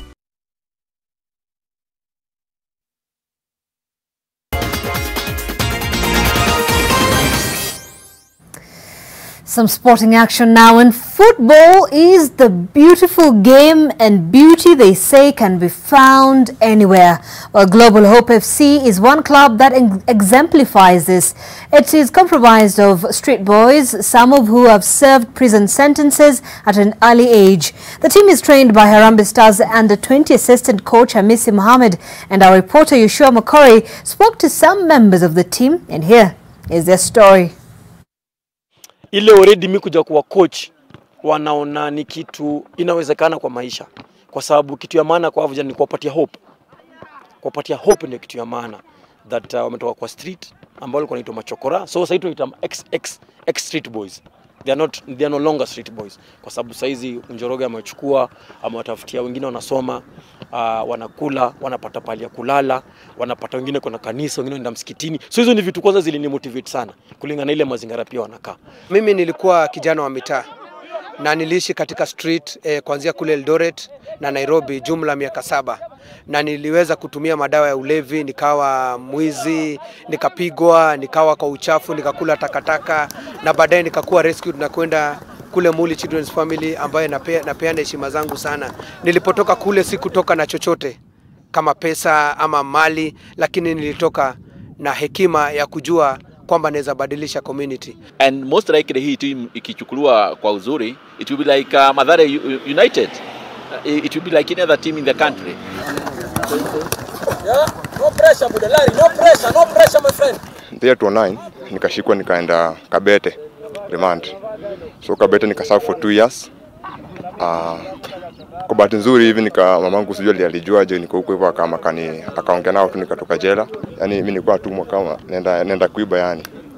So maisha ilikuwa tu hivyo. Siku moja nikashikwa, nikachapa mbaya sana na ilikuwa hata kidogo ni chomo. Nikaanza kuiba kwa jam, snatching za simu nini. Nikaenda nikipanda level nikaanza hadi kutumia arms. Nikacollide na sheria, nikabambwa, nikaenda ndani. Nimeserve for 3.5 years. Mtu wote ambaye ako na pea mbili ya viatu asaidia vijana waweze kupata, ndio at least hata siku za game waweze kuwa wanazivaa. So pia naweza ambia wachezaji labda na makochi wenzangu that mtu wote anaweza pata viatu, hata kama ni mzee tutashonesha, vijana ziwafikie ziweze kuwasaidia. Yeah, so hata equipment ambayo wanatumia mipira zote ni za young talent, ni zangu si zao. So tumejitolea kila kitu, na kuna mtu ambaye kwamba kila mtu ni volunteer hapa.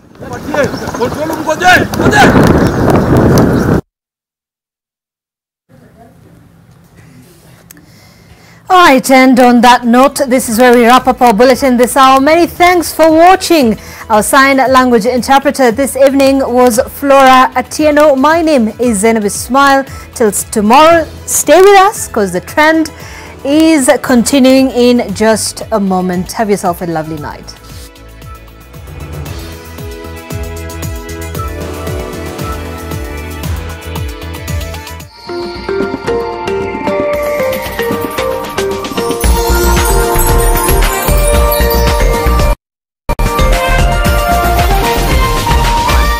This is NTV.